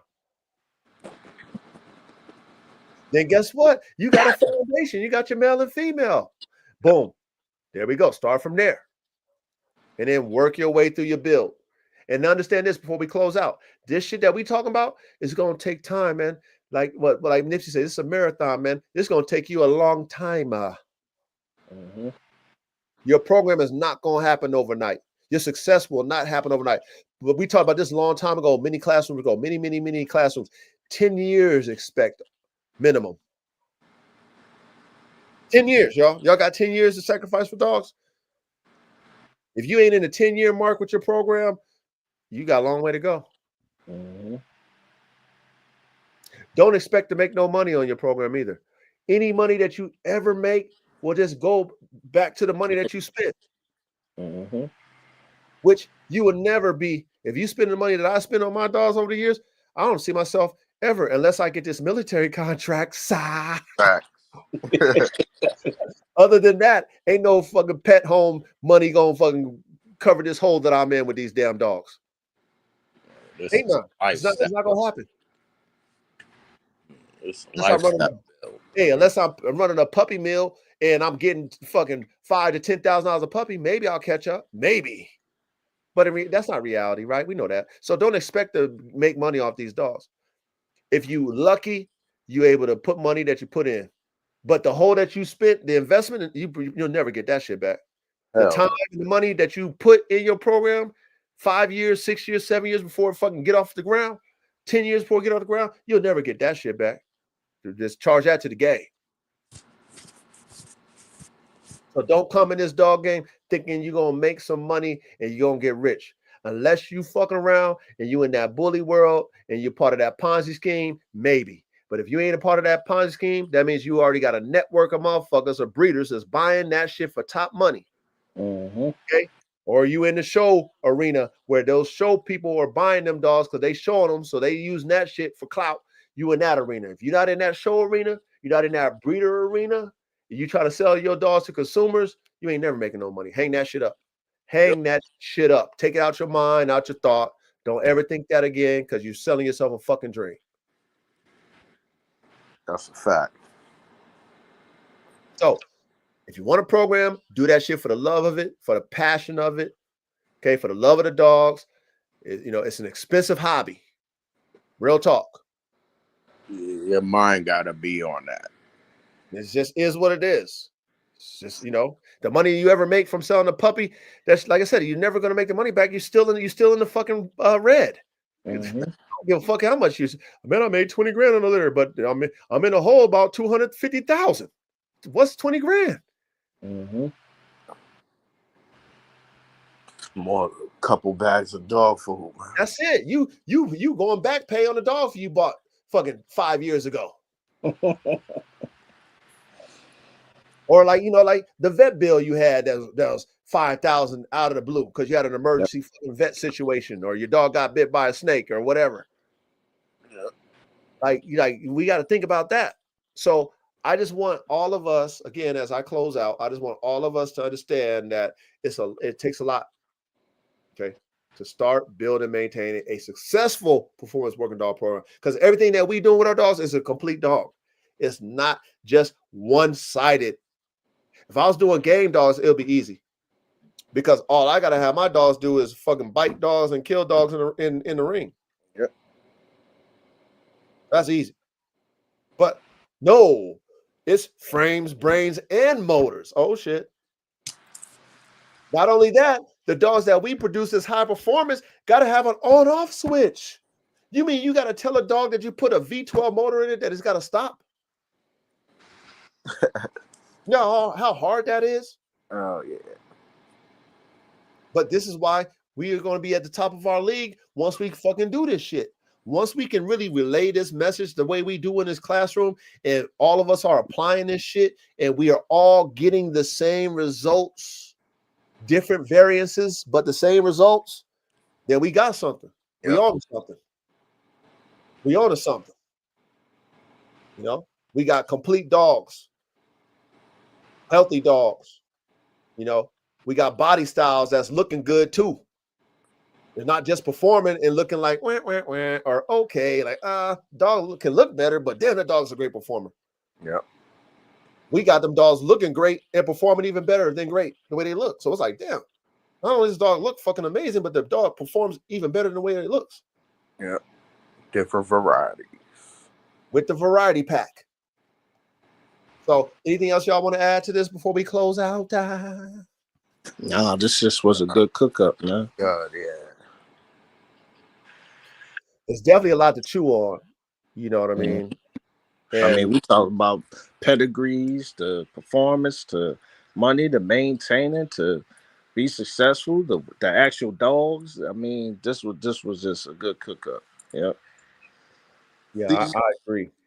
I only got one more. I had one more thing. See, with the dog going to the army, that would be like the V10 or V12s. Right.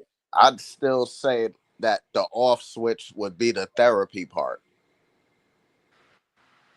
Because they still need that out there too. That part goes in there too with the dog. Because the dog's with them 24. Yeah, 24/7. Well, ready, you're right. You know what I mean? You're 100% correct. And the off switch has to be on those V10s and V12s because, for example, because I've been studying the military dogs, they have problem with the military dogs because the military dogs, them fucking V10s and V12s, be biting all the soldiers and shit too. Right, because they don't know. They don't know no better, right? They've been taught to go, go, go, and they want them hardened dogs because they got to be war ready, right? They can't be afraid in the battlefield. But if you don't teach them dogs off switches or comprehension that, hey, your crew is not the bite game. Your crew is your family, like your handler. Yep. See, those handlers be getting bit too. And they go to different handlers. Right. So the dog, if it's bred to be hardened like that, a military dog, a V10, a V12, is that's why I say it's an art form into taking that dog's mind and having it comprehend an off switch. And that's why when I was doing my research on those dogs, and I researched one of the top breeders out there in Sweden and shit with those military dogs, they were saying that they got a multi-million-dollar breeding program that their dogs, as puppies, they put them in pet homes for 17 months. Okay. So that they can learn the off switch. They don't teach them nothing. They want them to be, oh, little puppy, oh. Because the genetics is because they put the genes in the dog to turn on. So that first imprint of them puppies' lives is family. So that hopefully the dog can comprehend, okay, I'm around these people, they're not a threat, I ain't got to bite your ass. So yes, that therapy, that relationship, that is therapy. So that off switch is important in those V10s and V12s. And that's something that I'm working on in my line because I've had a dog, Red Tiger, for example, with no off switch. I've seen it. I've seen it firsthand. Like the motherfucker don't know how to turn off. He's on drive. When his drive is turned on, he's on it. Yeah, that's no good. To his detriment. That's not good. I don't like that shit. Like, bro, you can calm the fuck down. Like, what the fuck? Why are you doing that? Dude, the damn prey that you want is nowhere around. He's like, which way did he go? Which way did he go? I want to get him. Can I get him? Like, wait, calm down, motherfucker. Yeah, killing himself. Or a dog that wants to bite shit all the time, like fucking Tiger Shark. This little nigga Tiger Shark. He like to bite shit all the time. Like, dude, you ain't got to bite shit all the time, man. Calm down. That's like even AK. But I got AK a pacifier. That stops him. Yeah. I don't want to give Tiger Shark a pacifier. So I'm trying to get him as a youngin' because I know what that is. So like, hey, bro, like, yo, you ain't got to bite. So you ain't got to bite. Because once he gets older and he's doing that shit and he start liking it, then that might be a problem for me. Yeah. You know, so that's neither here or there. That's, it's a process. That's my job, frames, brains, and motors. But great cook up. I appreciate all of you, man. I appreciate the panel, man. I appreciate you. Dogman Don, I appreciate you, Duro, Young Ready, you know what I'm saying, for all y'all feedback. Great cook up. Next week we're gonna talk about them V6s, V8s, V10s, and V12s. Oh yeah. You know what I'm saying? We're gonna talk about that, you know what I'm saying? Because this is where the Dogman engineer come, man, to learn. You know what I mean? We want to definitely break that shit down. But anything else y'all want to add before we close out time? Nah. See you next week. Yeah, man. We'll see y'all next Thursday, man. I love y'all, man. Appreciate y'all. Y'all be safe out there in the world. Love, Duro. Always love, ready, love, coach. Yep, love, man. Coach. Love, Dog Man Don. Yep. We out, chat. Blessings. Boy. Peace. Peace.